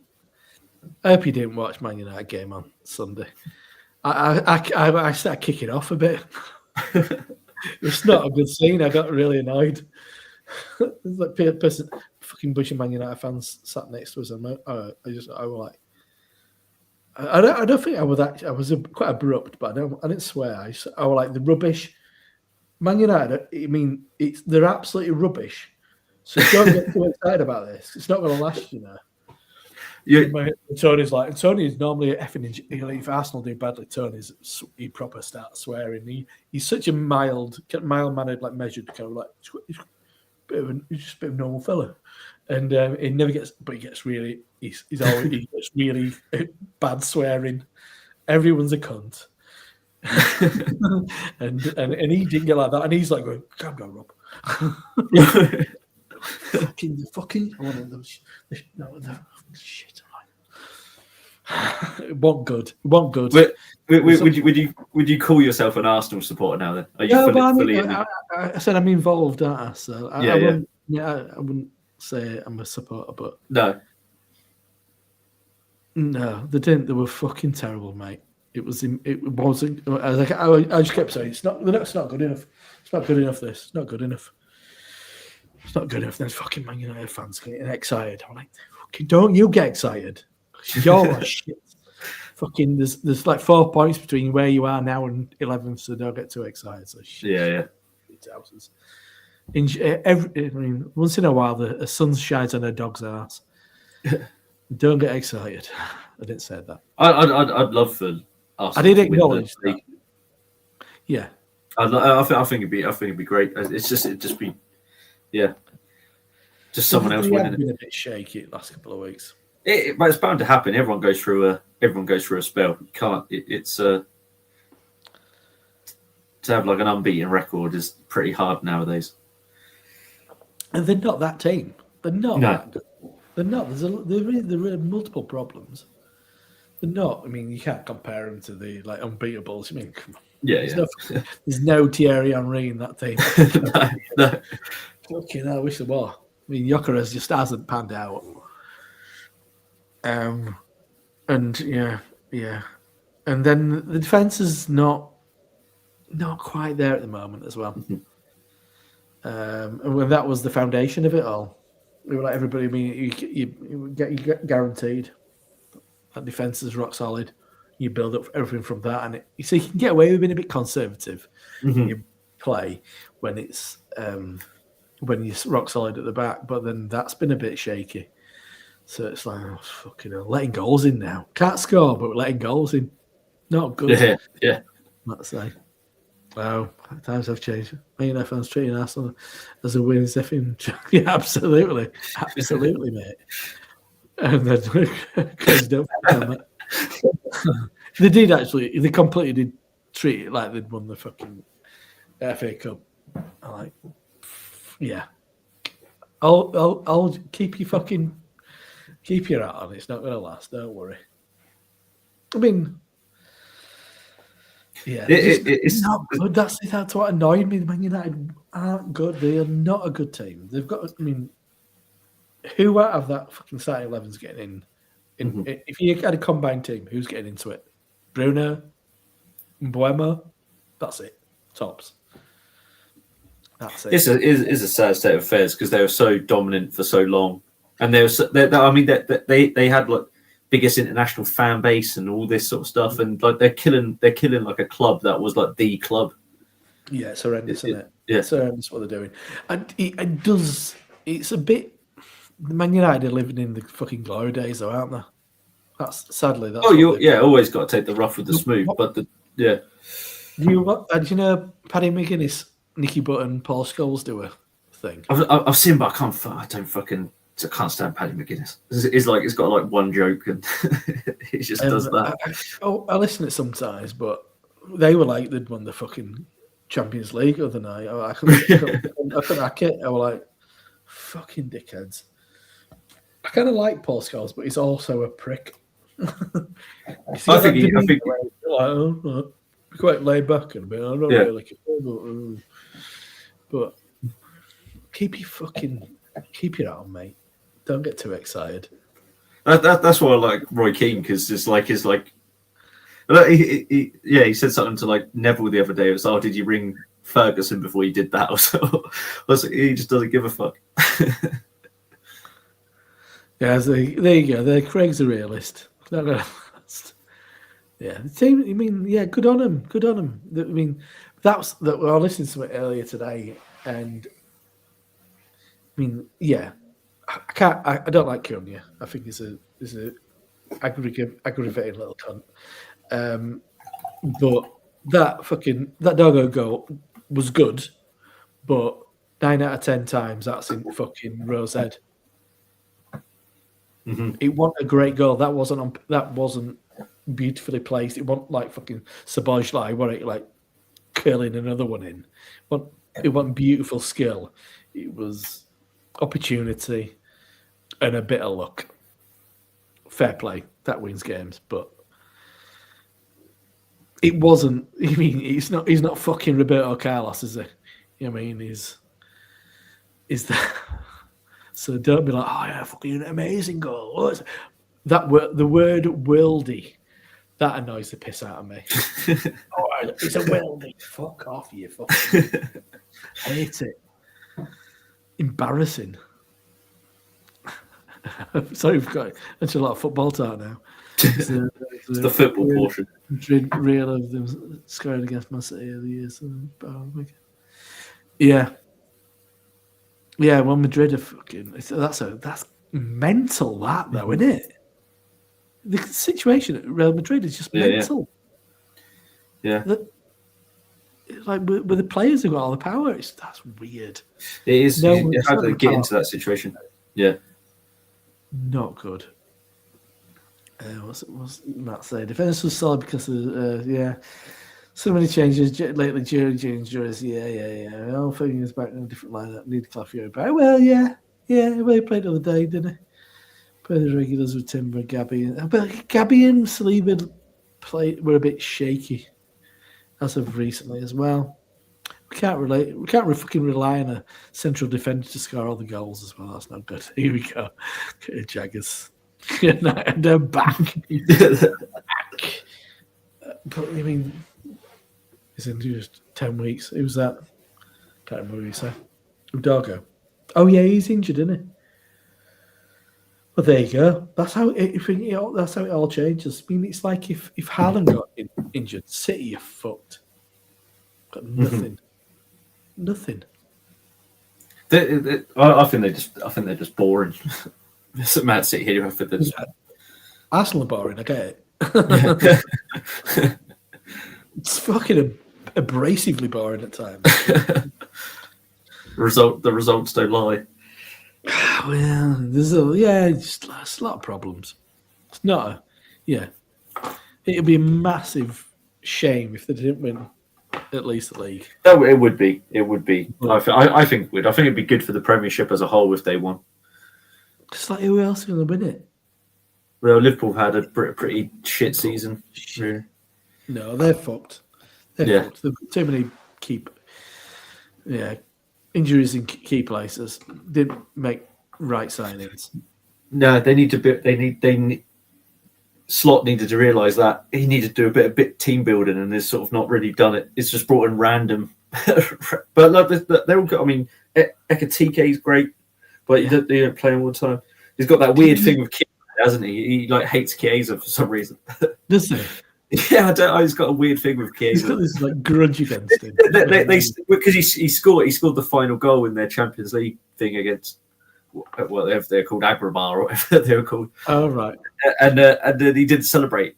Chiesa's really? slot didn't even he didn't even celebrate. Subbed him straight away. Well, it's the 90th minute. It was the 90th minute. It's a weird thing at Liverpool. And then he got all the shenanigans with Salah and well, I think that's been probably resolved a little bit, and it seems to be okay now. Yeah, they should have bought a defender. That was a massive mistake. Verts hasn't quite panned out. No, he hasn't. Yeah, I don't think they should have bought Isak. I mean, as good as he is. No, TK's outperformed him. Yeah. By far, it's like and Szoboszlai is like fucking great. he's got magic, hasn't he? Mm-hmm. He's got a bit of magic in those boots. Mm-hmm. Yeah, that because they play Barnsley. My dad's lifelong Barnsley supporter, so I watched goals, and that I mean the goal he scored against Arsenal was fucking incredible. But I mean, put another win in against Barnsley in the following week. I think you do one. Yeah, just a bit special, isn't it? Yeah, and it's sort of like he's always been like solid, but like it's this season and sort of like last season, it's just come into his own. Really, I think it's just more comfortable. Yeah, I mean they just didn't plug those gaps at the back. They need to look at that because Van Dijk's not got long left in Premier League. It's just that that's why everybody's fucking all Premier League teams are annihilating everybody in Europe because it's a different beast. Is Premier League so physical? Yeah. And this season, I mean, you said about Man U being only 4 points away from 11th or whatever, but that's what you want. Is you want it to be competitive, and you want teams to come up, like different teams to be in the mix and stuff. You don't want it just to be the same old clubs all the time. Yeah, it's like Villa are doing great. Yeah. Well, and it's like you look. I won't be. Yeah. I mean, obviously, I want Arsenal to win, but I mean, if anybody wins it, I don't want it to be fucking City, been a bit boring, especially not Chelsea. Exactly. But that's why the Championship is like the Championship's quite an exciting league because it's all so close all of the time. It can literally change. Like every week, it can go. Someone goes second, so another person goes fourth. Someone goes third. They drop back down. They go to eighth, and then it's like it's like crazy. It's crazy. Then next week, 2 weeks time, they'll be back up to fourth. It's like a proper and Crystal Palace have shit the bed. It's all going wrong, isn't it? They're fucking buying that fella from Wolves who's not scored all year or something. Yeah. Because Mateta's talking about leaving, but apparently he's not. He kind of isn't. His deal's coming to an end, and he wants to play somewhere else. Fair enough. It's weird, isn't it? So the whole thing, the ownership of players is a bit weird. It seems to be antiquated in a lot of ways. Mm-hmm. It's like, but well, it's like for Ipswich sold Delap to Chelsea.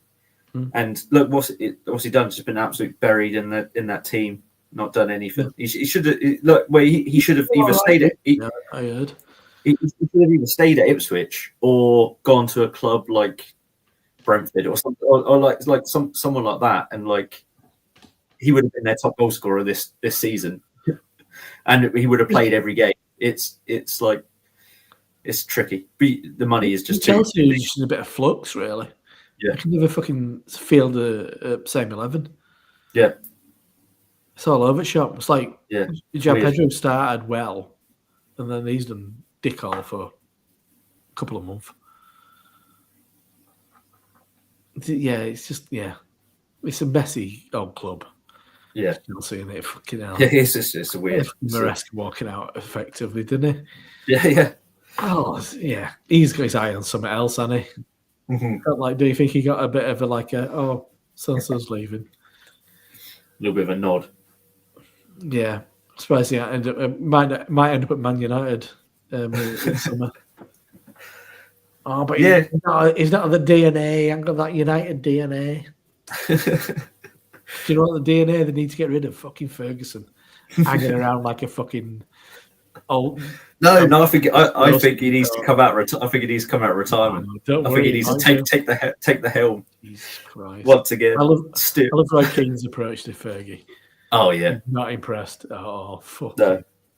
He's like, oh, I mean, if you get, do they have to? If you get a mortgage, do you have to run it past Ferguson to make sure you got a good deal? It's like it's just barely. There was people like he did do that to people though, didn't he? He said like you had to get a house, like he told you had to get a house and he'd tell you where to buy it and all this sort of stuff. Yeah. Just hanging about, it's not good. You can't have kind of progress. No, I think they need to do. I think they need to do a Celtic and bring him back. Bring him back. Wheel him out. I'm surprised. Jesus Christ. Because like yeah, it's like nobody's ever good enough. No. But the board's a problem. Well, no one's been allowed to really, like, over the years, like, really stay and make an impact, have they? No one's been able to come in. That's Arteta's kind of that's the opportunity. He's been given a rare opportunity to try and build something. Mm-hmm. Well, it's a bit like what Liverpool did with Klopp, wasn't it? It's sort of they're middling, weren't they? Before Klopp sort of took over and took over different aspects of the training ground, not just on the pitch stuff, not the off the pitch stuff, and the culture of the club, isn't it? Yeah. That's the thing. They probably need a manager, not a coach. That's the coach. thing. Yeah. Yeah, well, that's Amarin's. I'm not the coach. He apparently was actually employed as the coach, but he was kind of seeing it as something different, and he wanted a bit more kind of control. You watch or listen the Upshot? I've seen clips, but I've not. Good. Yeah. The Amarin one's good because he was in before he went to Sporting. He'd only been in his previous role, his first job. I think like 4 months. Oh, really? And he got the Sporting job, and then off the back of the kind of success of Sporting. Craig's triggered me. I've got to wait till like no, don't start. Got to should do based on current form. They probably won't. Yeah, but. Fucking City shouldn't do because City is so. I think if they've been close so many years, this is the year they've just got to see it off. They've got the best chance in recent years. It's the best chance they've had in a few years. And I mean, all the talk about Premier League's not. Everybody's playing badly at the moment. Yeah, that's what everyone said about Liverpool last year. That's what people said. Like, who wins the competition? It's like, well, Liverpool's doing shit. Man City's doing shit. Like, it swings and roundabouts, isn't it? you got to take the rough with the smooth. Yeah, there's nobody kind of like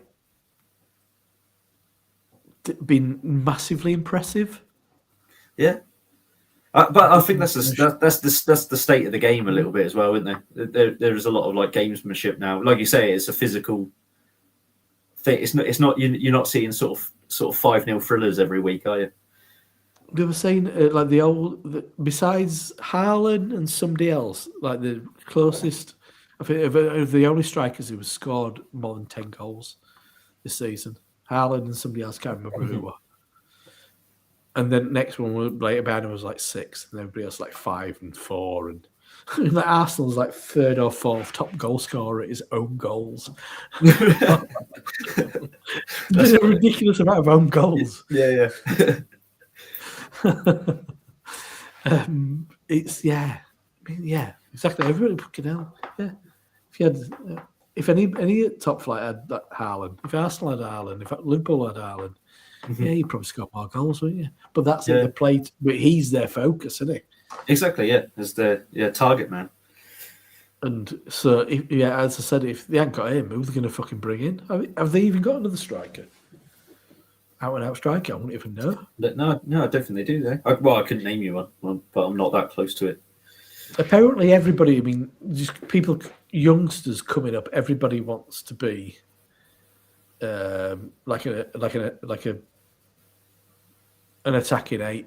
Nobody wants to be a proper out and out. No, it's how the game's changed as well, isn't it? It's like you've got people wanting to be that sort of like Trent position now, which is essentially like right back, but it's like a floating right. Like it's weird. It's like no one wanted to be that before. Everybody wants to be like mid winger cutting in or like attacking midfield, kind of like everybody wants that, but then because that's when there's a glut. I mean, there's a glut of them from Arsenal sent one of them over to France. He was doing all right, young lad. One area. I played for England a couple of times. Like squad anyway. He scored in his first game over in France, Marseille. And then it's like everybody's Inez is not quite firing, and Erdegaard's up and down, and it's like, oh Jesus Christ, fucking sort yourselves out. I did have a funny experience when I was in France. I got an Uber, and he obviously could hear that I was English, and he said, where you from? I said, oh, sort of an hour outside London, in a place called Ipswich. And he goes, I was like Eric Gates. Yeah, Eric Gates. He goes, oh, I love it. I love Ipswich. My mate plays for Ipswich. I was like, oh right, yeah. And he goes, no, shit, like my friend plays for Ipswich, and he showed me his WhatsApp chat, and it's a guy who plays for Ipswich called Matt Seawer, and he used to play for Rennes. He went from Rennes to Ipswich. He's not from Rennes, but he used to play that. Assume so. And he goes, I've got an Ipswich jacket. I love it, Ipswich. I was like, of all the Ubers in the world, but I love and typical French taxi driver. He was showing me his fucking WhatsApp while I was driving, like so. It's like, look, just to prove to me that he was his actual friend. And I was like, what? Of all the Ubers in all of Rennes, I had to get into yours. That's fantastic. Is he any good? He's all right. No, he's probably one of Ipswich's standout players. Incredible. Yeah. It was such a weird experience. but to be fair, if he hadn't shown me his WhatsApp, I wouldn't have believed him. So he did the right thing. Right, I need a was, but Jagger says all the English. Actually, do you want to go through them? Can you see him or not? Yeah, I can see him. Yeah, you do comments whilst I go for a was. Okay. Okay, where do we go up to? All English teams seem to be playing better in the Champions League. Yeah, definitely. It's definitely going to be 2 English teams in the final. I'm going to wager that one. My missus' first craft beer, Sonoma, her second putty. She preferred the putty and had another half. That's great. Start off on Sonoma, nice session drinkable ale, and then straight onto the double IPA. Did she know it was 8% Jaggers? Because that's a bit of a step up from like 3.8 or whatever Sonoma is. And then Paul from PA Bruno's. Everyone wants to be a main eventer, and no one wants to be a jobber. Yeah, well, that's true. That's a wrestling reference that Rob will appreciate, I think. And it's the Royal Rumble. It's the Royal Rumble this weekend. It's still one of the few wrestling things that I continue to watch.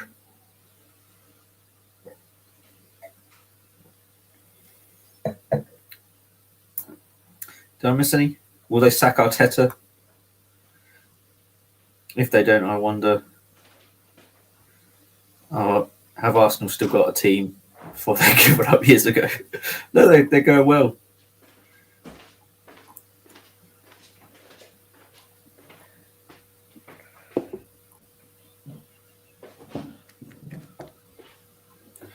There you go. I like Paul's comment. Everyone wants to be a main eventer. No one wants to be a jobber. I thought you'd appreciate that one. Yes, absolutely. I was saying I'm looking forward to tuning into the Royal Rumble this weekend. Oh yeah. Yeah. Is it? It's tomorrow It's night, on, isn't it? yeah, it's on Netflix. Yeah. So it's one of the few. It's one of the few wrestling things that I still sort of tune into because I just love it. I love this. I love the spectacle. Unreal on Netflix. I watched the first episode. All right. Yeah, but I haven't watched any more. It's a little bit of a scam. Oh, is it? Yeah, it's not completely real. No. It's unreal. Well, yeah, exactly. Yeah. Some of it's true. Some of it's... Yeah. Well, that's wrestling in general. You'll know the olden days, won't you? Yeah. Well, Big Daddy and that. I've got Big Daddy's autograph. He was a grumpy cunt. We were all about like kids around him and stuff. He were a grumpy cunt. Was Dad. One of the nicest ones I met was a guy called Mick McManus, who was like a big star in the 70s, with late 60s, early and the fruit 70s. He was like one of the main bad guys, but he was very nice. He was retired, so he didn't have to be like, fuck off, you little shit. Yeah, exactly, yeah. What did back in there? Fuck, the gear clipper out here, all. Back in those days when you were allowed to hit kids whenever you wanted. Ultimate Warrior. Oh, you mean that? Oh, no, come on. You're all... I know. Ultimate Warrior. Yeah, maybe that's just how Jaggers sees himself as the Ultimate Warrior. Yeah. He's a bit more of a Rick Rude. You know, Ravish and Rick Rude. That's how I equate to Jagman. Jaggers does have the posturing of a professional wrestler. He's got the swagger. Rick Rude, that's why. Yeah. See with a pair of like gold pants. Okay, which I bet he has. No, without a doubt. Well, mate, I'm a fucking Rude up there. Yes, bit of a different can. Bit of a different can style for them. I've never seen that one, yeah. Yeah. Yeah, so in the video I mentioned that there's no Brewdog in my Asda anymore. Just that.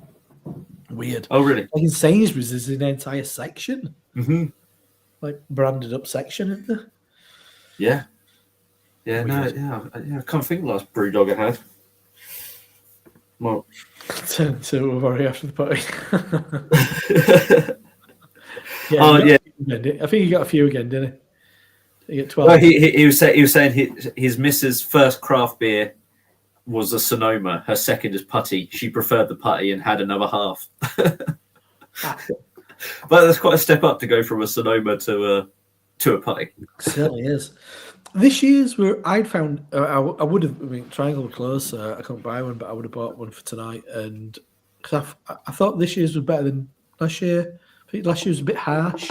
Yeah, I was going to say I found it quite easy going, quite drinkable this year. It just a bit. I found it a little bit wishy-washy, but it were all right. To me, it's just a double IPA. It's no good or better than that from Two Flints. Oh no, that was better. Yeah, that's what I mean. It's like it is just a double IPA now. It's it's almost boring now, isn't it?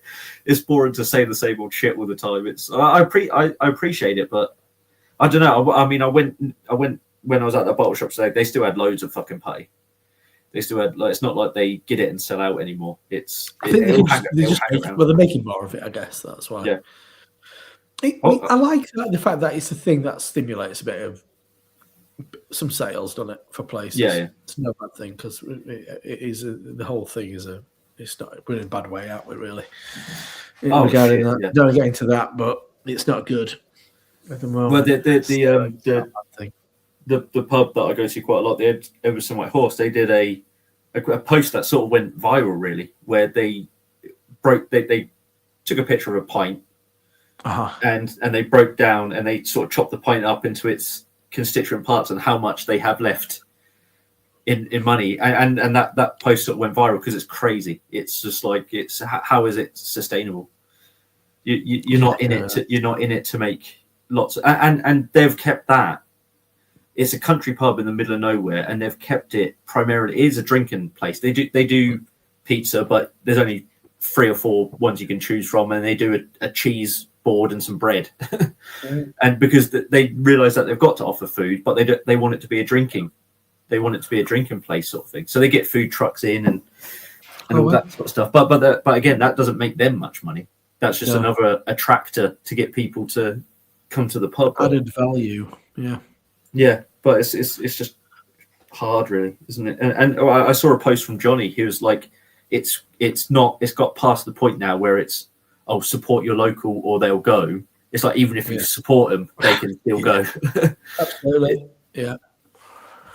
They can. Sad state of affairs. Yeah, it's pretty fucking dire. I don't know I don't know. I don't think there is a solution apart from.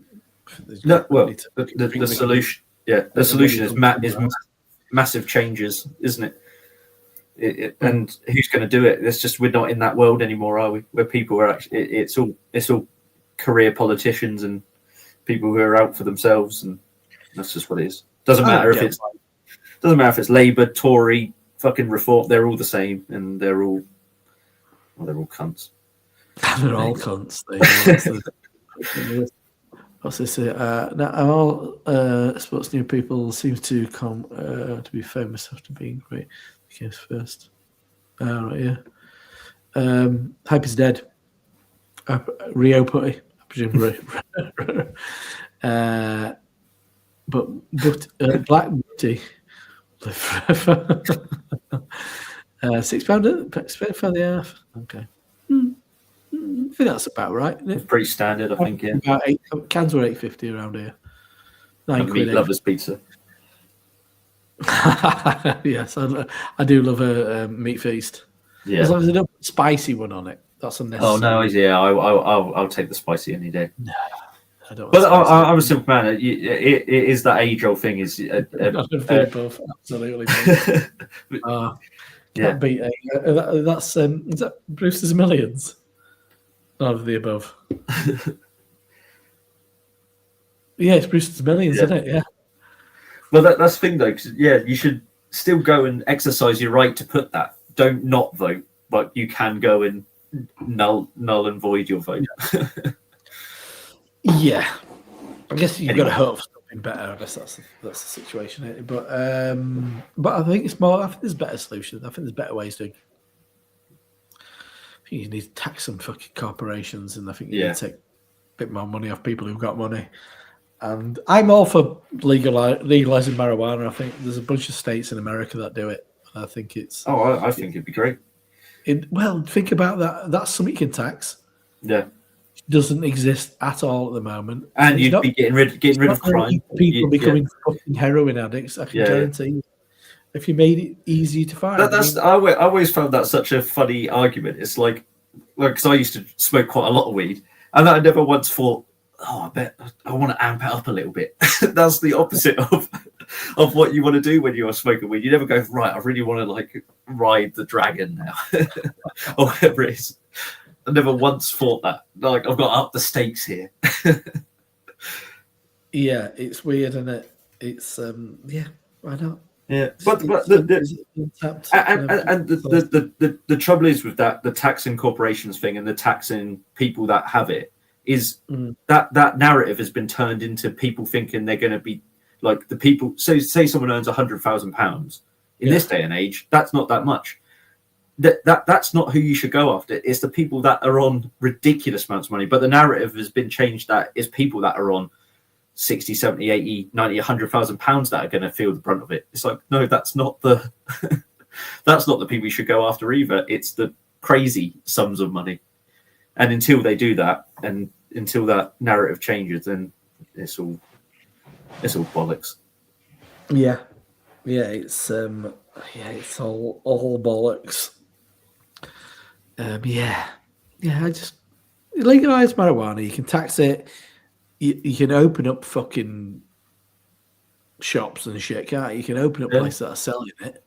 You create industry because people are growing it and servicing that industry. So you've got retail that less people going to prison for supplying marijuana. So they'll probably just supply somewhere else. Exactly, yeah. But, a criminal's a criminal. I mean, you're not going to fucking change it. You probably will get rid of a certain amount of like just stupid fucking crime for people, possession and bullshit like that. But, and also, it's like it's also like a big thing in America is like edibles and stuff, isn't it? So it's not even like it's a smoking thing. You don't have to smoke it. And I mean, we're drinking alcohol right now, but I mean, there'll be people in Shipley right now who are fucking hammered, and they're going to be a lot more of a problem. Yeah. Than somebody who's fucking stoned. Yeah. Nobody who's stoned's going to start trying to fucking kick our door in. Well, no. I hope not. Maybe he will, I don't know, but he won't right. But I mean, somebody's not going to start trying to fucking fight me as I walk home or something. No, exactly. Yeah, it doesn't give you that bravado or overconfidence. Craig says, watch, because Disco Qualified Date was Bruce's Millions. It is a great film. Absolutely love it. I watched Hear No Evil, See No Evil the other night. Not seen it in years. It was, I used to love it. I absolutely love it. You remember that? Great. Yeah, it's a great film. Is that with the rodeo at the end? I can't remember now. The rodeo? Yeah. We'll get put in prison. Yeah, they get put in prison. What's a bit dicey? Another Corkin, Richard Pryor, Gene Wilder film. Yeah. Silver Streak. That's when Gene Wilder blacks up. Oh, no, really? He's like, got a little radio, and he's doing a little bit of jive talking. It's hilarious. Yeah, it's very good. You couldn't get away with it these days. Yeah. But yes, Anyway, See No Evil is a cork. Another important Gene Wilder film I'll mention is The Lady in Red. Do you know The Woman in Red? Do you know The Woman in Red? I don't have seen that. No. A formative moment for me is The Woman in Red. Kelly LeBrock in The Woman in Red. Oh, jeez. I remember it now. It was an awakening, shall we say. Yes. I always remember getting a little tickle when I saw Lola Bunny in Space Jam. Do you remember? I've never seen Space Jam. But it's a cartoon bunny. It's a cartoon bunny. But I remember being a kid. I was like, hang on. You fucking get away with playing. That's a pretty fucking sexy cartoon bunny. YouTube. If I can get away with playing, of course, it's not pornographic. I mean, you're one of the few people that I know who has put porn on YouTube. I didn't actually put porn on. Well, it was somebody else's channel. Yeah. What's this? Music. And it's late, and they're putting somebody's dubbed over Lady in Red over Woman in Red, which is not on. Oh, really? Because it's not Lady. It's you got a bit of Christian Burger. Yeah, they did. It's no.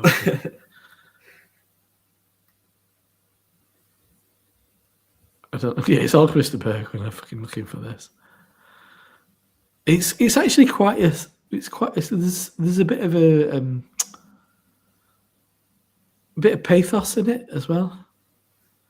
I think what happens. I think he just because she's mega hot, and he's Gene Wilder, and they're kind of an unlikely couple. And for some reason, he can't be with her. He decides not to be with her or something. She's a bit like, well, this is what you missed. This is what you if you and it's a bit like, oh, bedroom. That's the limit of my search. Yeah, is this it? I'm gonna preview it myself before I share it. Yeah, this is it. This is it. Instantly do. Oh, it's not showing the best bit. Oh, it's not showing the best bit, but maybe I'll get away with that bit. Oh, damn it. So close. I'll get the bit before it. If I can get the rest of it, that'll be the cherry on the cake, mate. Sorry for me, the horrendous perv. It is what it is. Ah, so annoying. That's so annoying. It was right up to the best bit. Somebody's got to put this on YouTube. Why does YouTube exist if shit like this isn't on it? What's this? This is another crap music video. Hang on. This maybe. It's got some. Okay, Jackson Brown. Oh no, it's Wilson.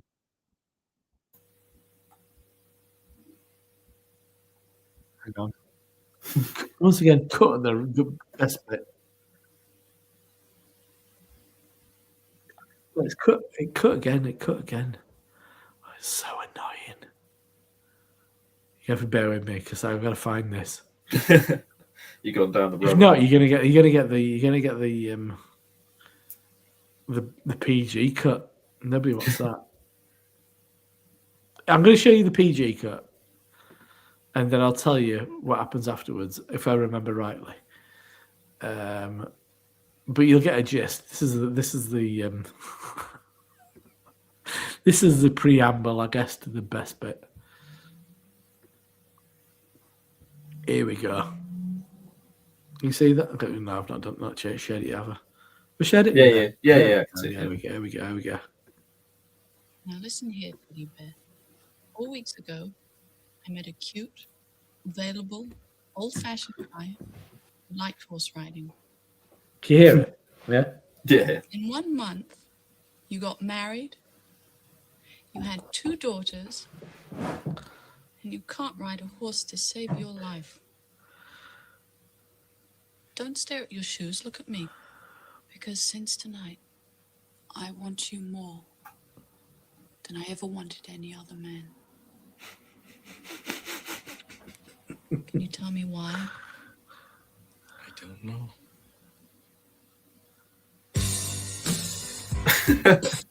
The music's great. Oh yeah.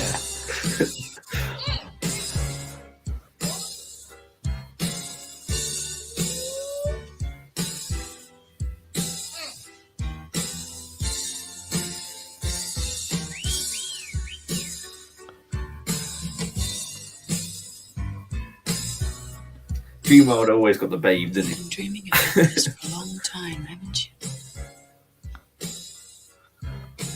This isn't a dream anymore. This is really happening. Baby, let's just take off our clothes. Get naked till my head's too cold. There's nothing that we can share till you drop them underwear. Baby, won't you take off them clothes? Let's do it toe to toe. I said, baby, let's take off. Yeah, annoyingly, that's where it cuts off. I think what happened afterwards, she gets in bed naked, obviously. You don't see a hell of a lot. But then there's a bit of a shot of her from behind, and she just whips off the covers, and you're just gonna see a bit of hip, maybe a bit of ass. I can't remember. Yeah. Definitely a bit of A bit, yeah. bit of that going on, and she says something to him about "come and get me" or something like that. And I think he fucking kicks off his socks or something. And I can't remember what happens after that. I think he maybe fucks it up or something. I can't remember. She gets something. You do see her ass, but that scene, I think it was the kind of like the covers and the when I was whatever age. Oh, jeez, what a moment! Yeah. But yeah. G1 always got the go. Did he? I can never remember. I don't remember him being a Lothario. That sort of like scene where you got someone who looks like that, and then someone who sort of like looks like G Wilder always reminds me of that. I think it's a Louis C.K. bit about Matt Damon writing Goodwill Hunting.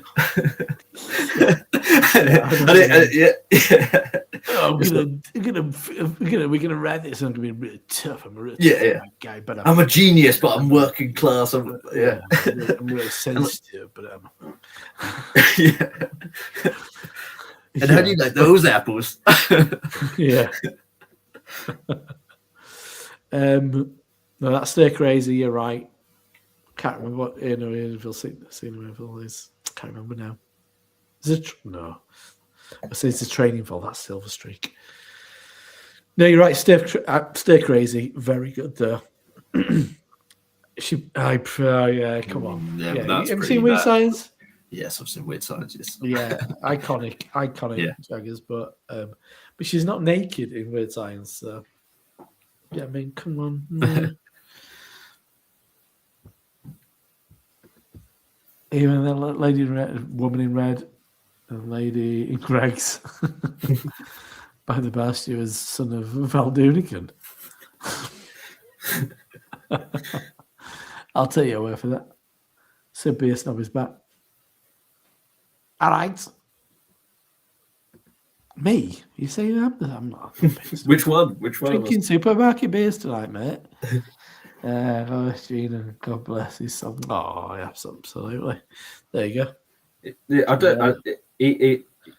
I can't think of a bad film that Gene Wilder was in. Can you? He was in pretty much banger after banger. I mean, young Frankenstein. You get nothing.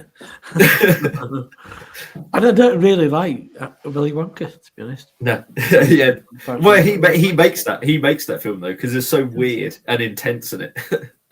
Yeah. And but fucking like Blazing Saddles, I love him in Blazing Saddles. I see. I'm not. I'm not a biggest fan of Blazing Saddles. I maybe need to rewatch it. Yeah, but to be fair, I watched it a lot because like my dad, I just grew up on all that stuff. So like Blazing Saddles, I watched Blazing Saddles from a very young age, where I probably shouldn't have watched Blazing Saddles. I always completely remember loving, as Craig said, like Stay Crazy, Cinema. Yeah. I always preferred those ones. But yeah, I get it. Yeah, but mainly Craig posting clips of there's some of the it's just wonderful, isn't it? Yeah. What's in the line about how soon can you land? I can't tell you. He says it's all right. You can tell me. He's like some just quality bits and in it. I remember Police Squad used to be on like BBC Two at some weird times. On like a Sunday at like 3:30. Oh yeah, love it. I always like to be reminded of that one. It's a winner. Yeah, the beans thing. Maybe it was just a bit below me, Jaggers. Yeah, so, yeah. As a kid, I love that. I love that scene. Of course. one of my favorite ones from Blazing Saddles. It's like. They're talking about like shooting, and he puts his hand out and goes steady as a rock. And he goes, "Well, that's the hand I shoot with."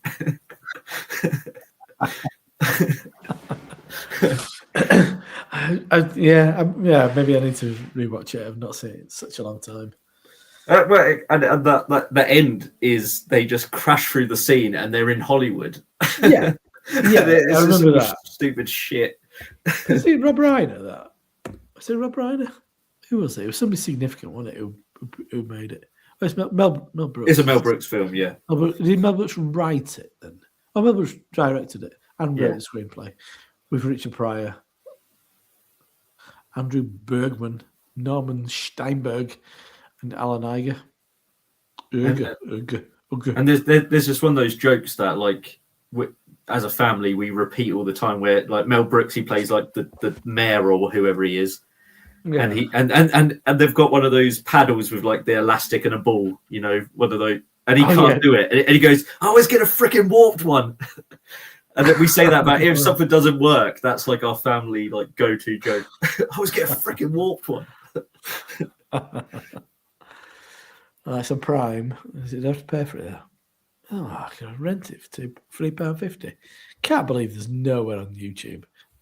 It's got some dodgy copy of Blazing, there must be Blazing Saddles somewhere. Is it on? Was it on Apple? Mental. Yeah, whatever. I'll hunt it down. Mm-hmm. What have we got here? Soundtrack Willy Wonka. Oh, cancel. Why's my computer restarting? First is the Primus version, which like you've been to Mushroom. Oh, is that the Johnny Depp one? Not seen that. No, yeah, I don't know. Did Primus do a version of "Come with Me"? Oh, yeah, might have done. Yeah, Might have done. Lots of like effects on his bass. yeah, yeah.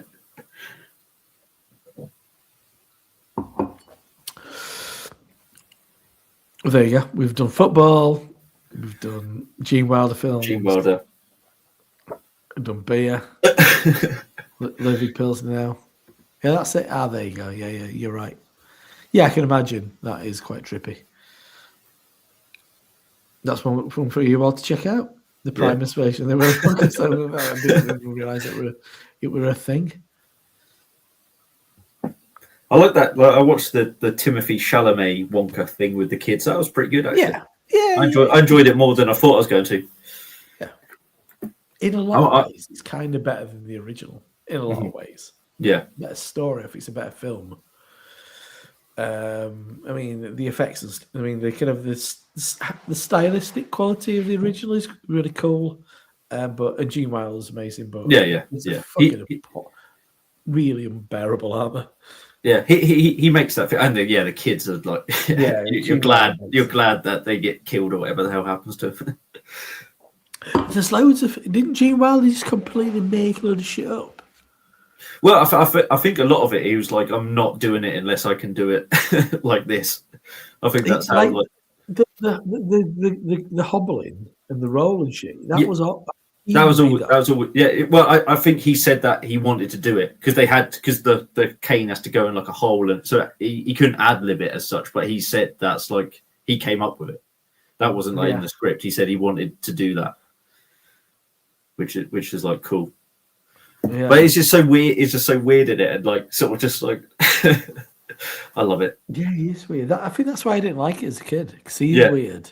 Well, because that bit where they go, quite aggressive as well. Yeah, and the bit where like they go through the tunnel and stuff like that, that's like quite scary, isn't it? And he's quite maniacal in that bit. It's sort of, and then he loses his shit with Charlie, and it's a strange film. You get nothing.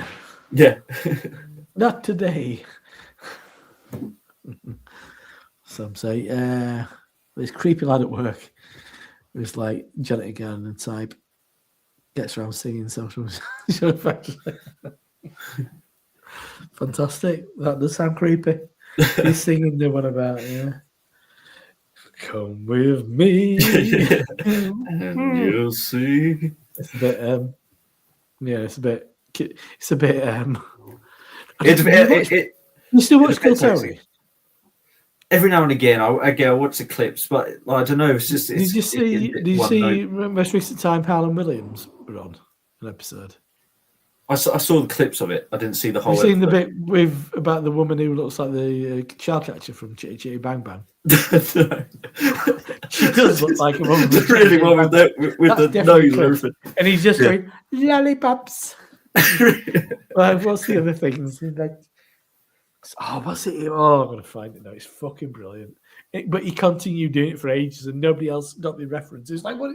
It's like selling chicken fries. Like Tony's like, what are you on about? And it's like, I'll find it now. It is quality. Yeah, it's kind of lost its way a little bit. But Kill Tony. I think they just need get a different plethora of comedians. So the same old. The current ones aren't great.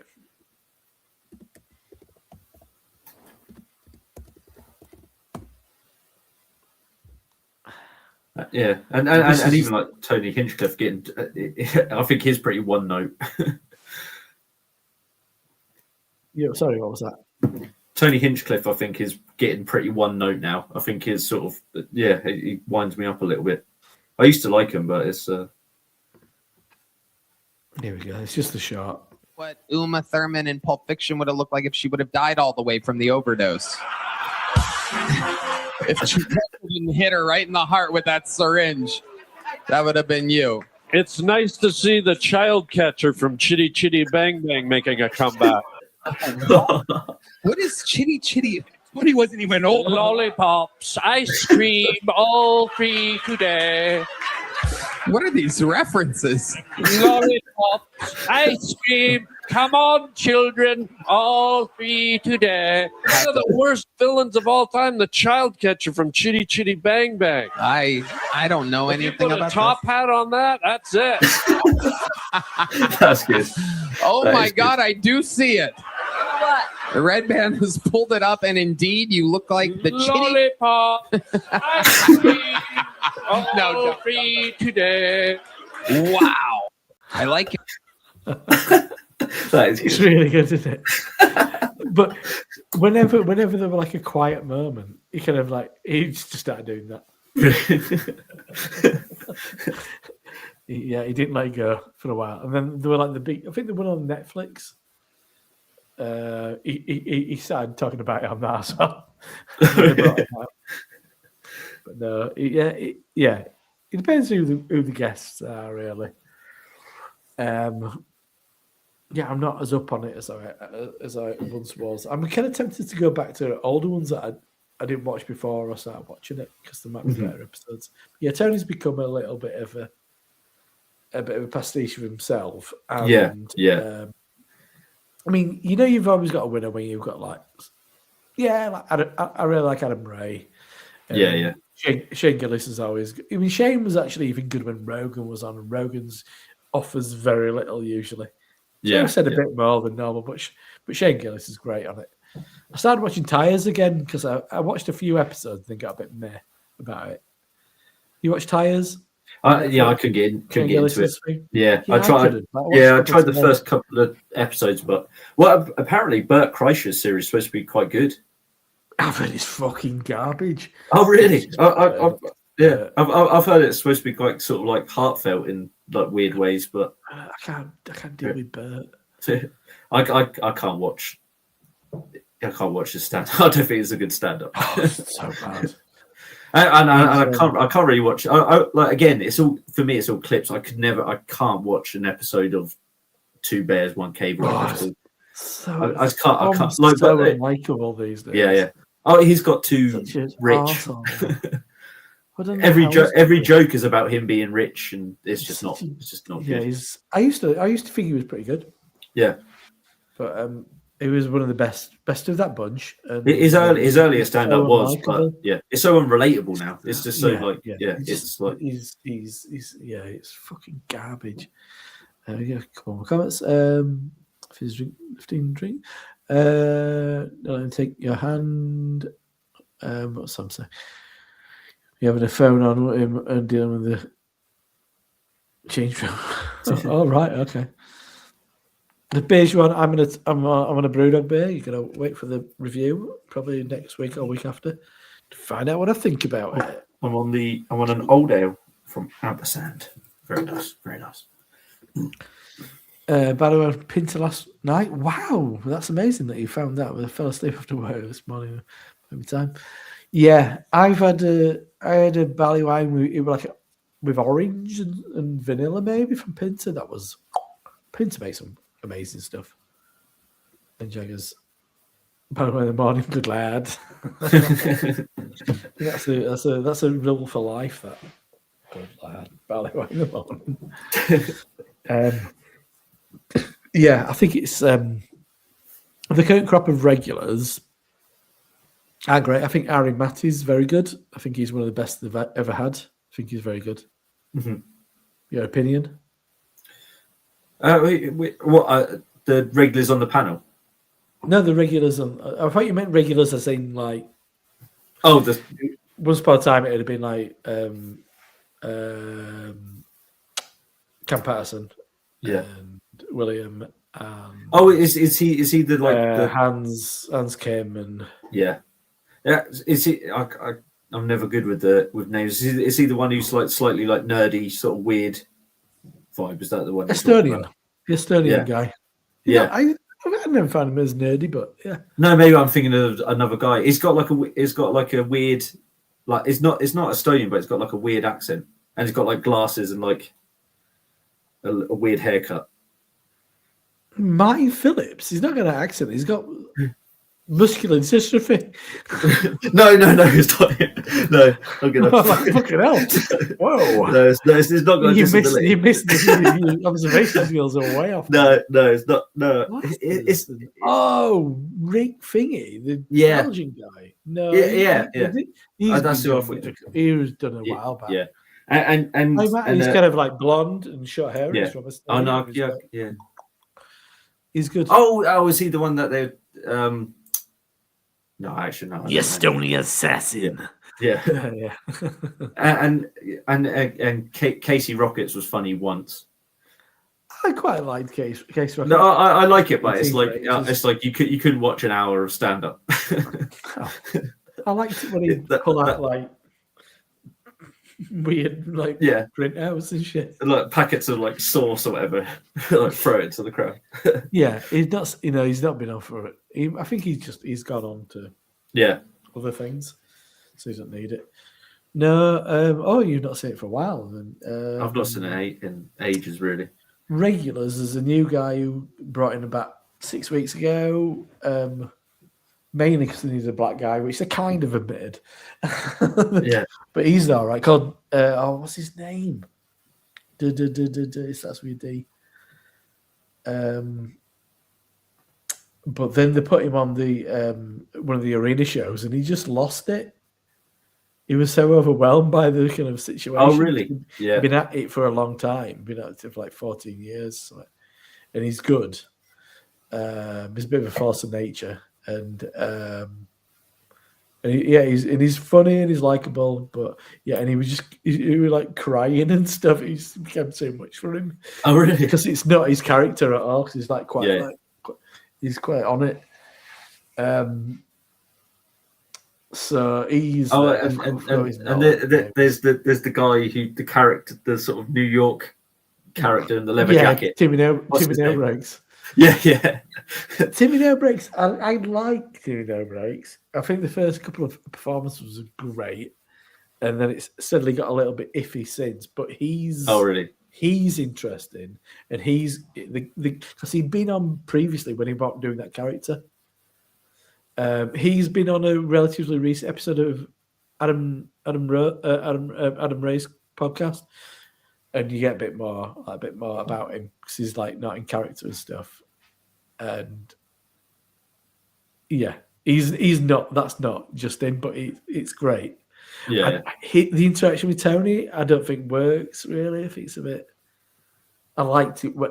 The original, the first performance was so good because Tony were a bit like, oh, this guy's just ripping off Dice Clay, and he was being quite dismissive, and he couldn't not acknowledge it.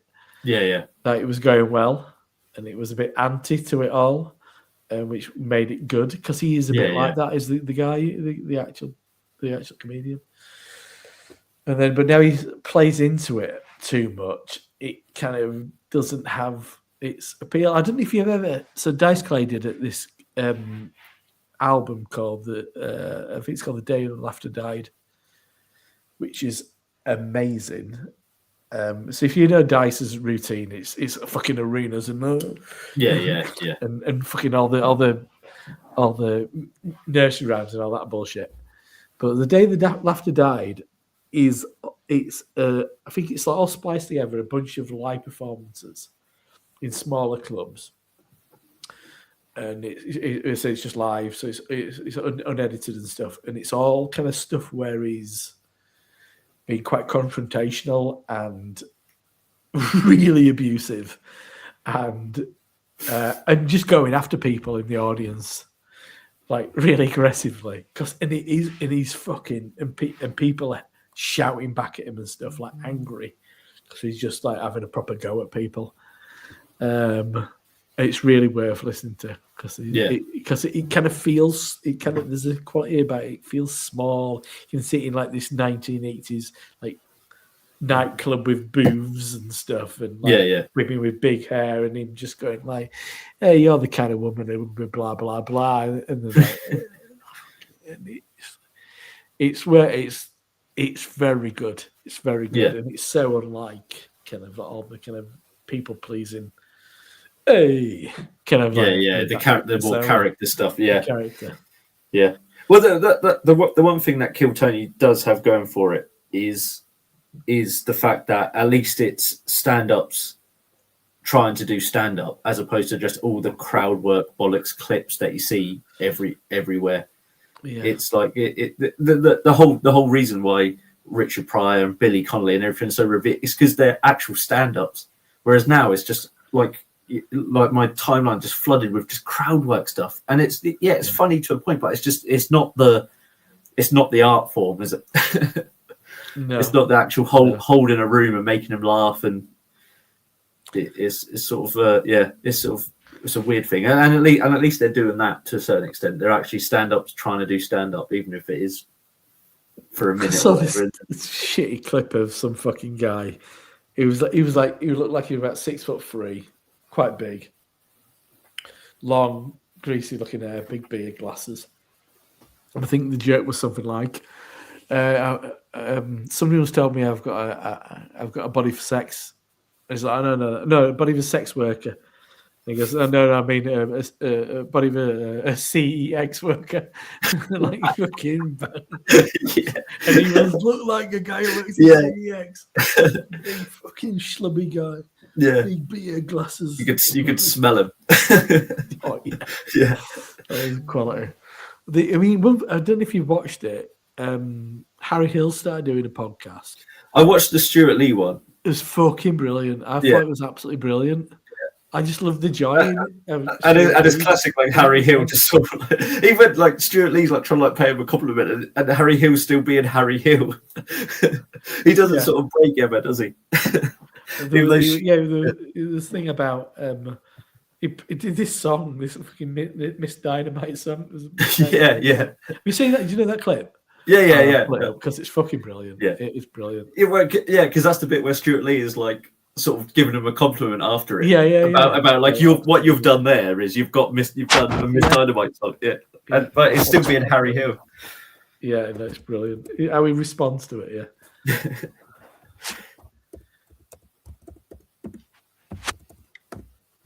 Yeah, it's just like a little. There it is.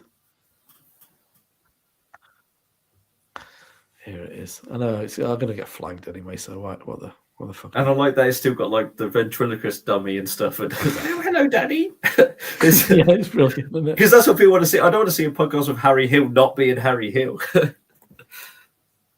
thing about you is you don't make it. You don't wear it on your sleeve, but you continually use popular culture as a vehicle for high art, don't you?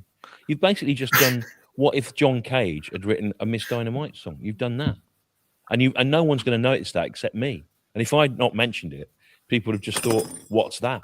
And you'll never admit to it because you're living your whole life as a private joke at the public's expense. You think it's funny that you've done that, and it is. And you think it's even funnier that the average person won't know what it is. And that amuses you. Never mind what I think.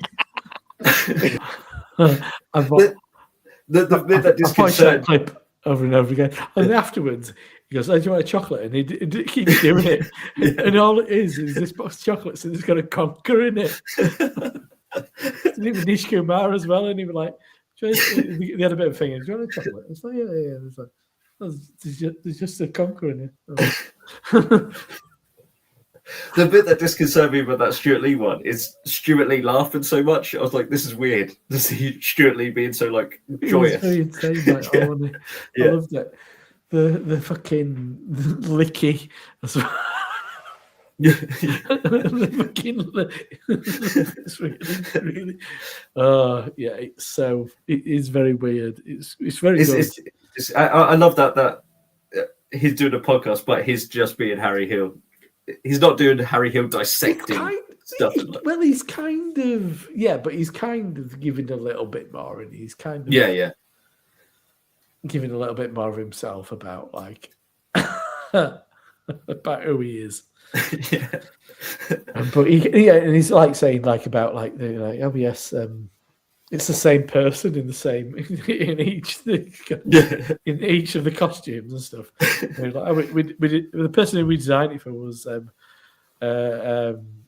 5'6", and the person who's doing it is 6'2".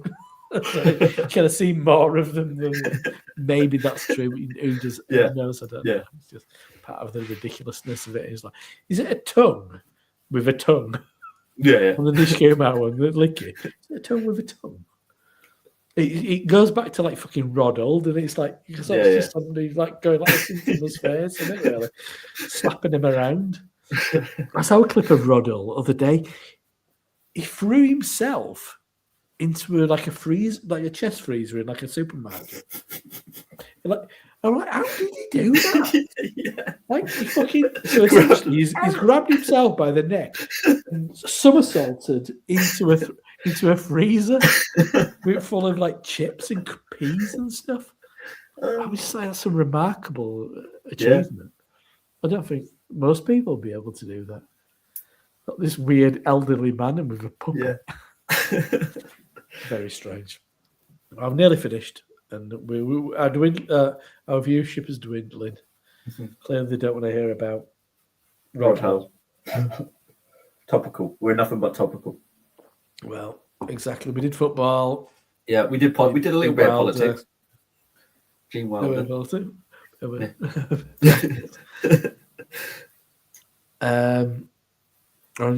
Cacao. Oh yeah, no, that's really good. I think that's what I got in Poland. It's very nice, Sam. You will enjoy it. Anyways, Mission Scottish play. It's all right.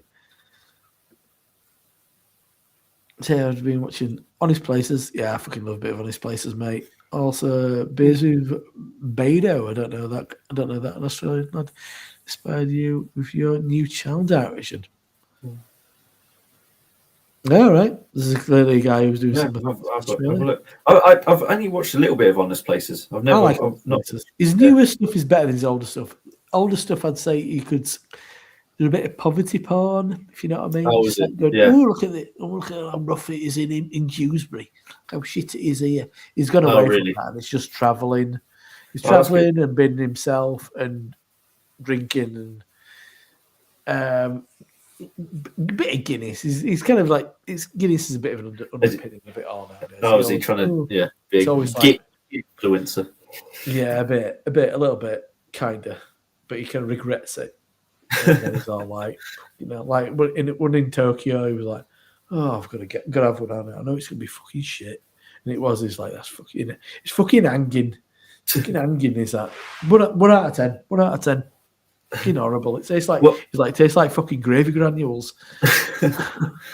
One channel I watch quite a lot of is a guy called it's from Yorkshire called. His Prague stuff was very good, by the way. Yes. Oh, was that Sam just says Prague stuff? Yeah, it's really good. I need to watch. He's going to nice little locals places, drinking nice lager and stuff. But that's what he should do more of. Yeah. Fucking Guinness bullshit anyway. But anyway, Chris has could be listening. No, thank you for joining us, Craig. Channel that I watch quite a lot is a guy from Yorkshire called Wandering Turnip. Have you ever watched any of his stuff? It's quite Wandering Turnip, and he does at the moment. Turnip, and like he at the moment he's focusing a lot on like sort of weird houses and this sort of stuff, which I'm not too keen on. But some of his older stuff's good, where he goes down high streets and he's just quite a positive sort of guy, and he fucking loves chimneys. He goes to a town with a big fucking chimney. Is like Fred Dibner's is like idol, but it is quite cool. Oh, I'll have to have a look. Yeah, it's not. It is on the more sort of like positive side of stuff. He never does like a sort of derogatory video or anything like that. Really, it's sort of all good. No, we don't need to be reminded how shit things are, do we? No, because even like he'll do like he did a series on like the death of the high street, but he was sort of trying to highlight that there's still like some good bits. Yeah. Even if it's sort of boarded up and charity Opportunities for shops. independence and stuff, isn't it? Yeah. Yeah. You know, you can go anywhere and find fucking dicey parts and ropey parts. Yeah, exactly. And alternatively, you can go places and find the good parts, can't you? It's that's what it's how you view it. do. Yeah, yeah. I won't be like, I'm not fucking going up at the top of fucking whatever ropey part of BD6 or something like that. I'm not going there because I know how fucking ropey it is. I got let out of hospital after losing quite a lot of blood and walked in the wrong direction and experienced quite a lot of it. Felt a bit faint. Yeah, I was told I was going to be in there for like 6 hours. The person who took me went home. Then I got seen in like about 45 minutes. I cut my finger at work and I was bleeding everywhere. Bleeding. Take to hospital. It's going to be 5 hours. So long, 5 hours. Then I went in for about 45 minutes, came out, and I'm like, I'm trying to ring. And nobody's answering. Come on, answer. And so I started walking. I'm like, Bradford's over there. I could kind of see it on the distance. And so I started walking. I don't think I realised how far away it was. And I was going, oh, yeah, I think it's in this direction. I didn't know where I was, really. It's in this direction. I walked through quite ropey parts. Nobody around, not a fucking soul to be seen. Just rubbish and like Bradford. I mean, you can horrible rows of houses, fucking rubbish everywhere, posh cars, Audis for miles. It's weird, but you mean, you can go and find that if you want, or you can go and look at the nicer parts. So I'm not racing back to the ropey bit near the hospital. No, exactly. Yeah. Because why would I? But there you go. On that bombshell. But yeah, I just cut myself. I've got 2 scars on this finger. I've got one there. Look, you can't really. Oh, there we go. Got a weird shape to my finger. Because when I was a very small child, my brother trapped my finger into tables that up and out. Yeah. Oh, what they call them. An extender. Yeah, an extendable table. He slammed it on my finger when I was probably 2, Jesus. And it was held. The end of my finger was held on by like that bit of skin. So like degloved. So it got glued. It got glued on. Yeah. So I've got this weird thing there, and then same finger. I was getting ready for an interview job, what I kind of still have, and I was with my scalpel, cutting a bit of card. Oh no! I can feel it. And I can feel it. Blip, blip, blip, blip. And I was kind of went downstairs. I'm like, have you got anybody got a plaster? As I'm bleeding all over the marble floor. Anybody got a plaster? Oh, you're gonna have to put it in. You're gonna have to put that in. Like an accident book or whatever. Accident book. Yeah. I'm bleeding. Can you just give me a plaster? And my mother-in-law at the time, I think pre-mother-in-law, ex-mother-in-law at the time, just happened to be leaving. She used to work there as well. And do you want me to take you to hospital? Yes, please. Lot of fucking bog roll around it. And then I was bleeding quite a lot for a while. you got pulse. Do you think that finger, don't you? Yeah. It's spurt out. So quickly. So I was a bit faint. Walking around, wandering through Bradford. Wandering around outskirts of Bradford. I think it's down here. I think I was finally found. Faint on the outskirts. Yeah. But there you go. On that bombshell, I'll bid you all farewell. Thanks for joining me, Jake. It's been a very entertaining evening, better than it would have been if I would have just gone to bed and watched. Yeah, no, it's been great. Honest place. Have to do it more often. Well, absolutely. You come to mine next time. How about that? Oh, no, I'll revamp my channel. The most popular channel on YouTube. It's gonna be it, isn't it? Yeah, absolutely. Cool. Anyway, thanks to everybody who's tuned in. Thanks to live. If you watch this after the fact, it's probably been taken down because I showed a load of copyright stuff. But we'll see what it looks like in the morning. But if you know that scene from Lady in Red, leave your comments. Tell me what the effect that had on your prepubescent lifestyle, and let me know how much you enjoyed it. Everybody for commenting, I really appreciate it. It's been loads of people commenting. Some of the old crew, always nice to see it. Some new people, thank you very much. Until next time, remember. Oh, what the fuck was my line? I haven't said it for such a long time. Check yourself before you wreck yourself. Check yourself before you wreck yourself. There you go. You remembered it. I know. I need to check myself before I wreck myself. There you go. See you later.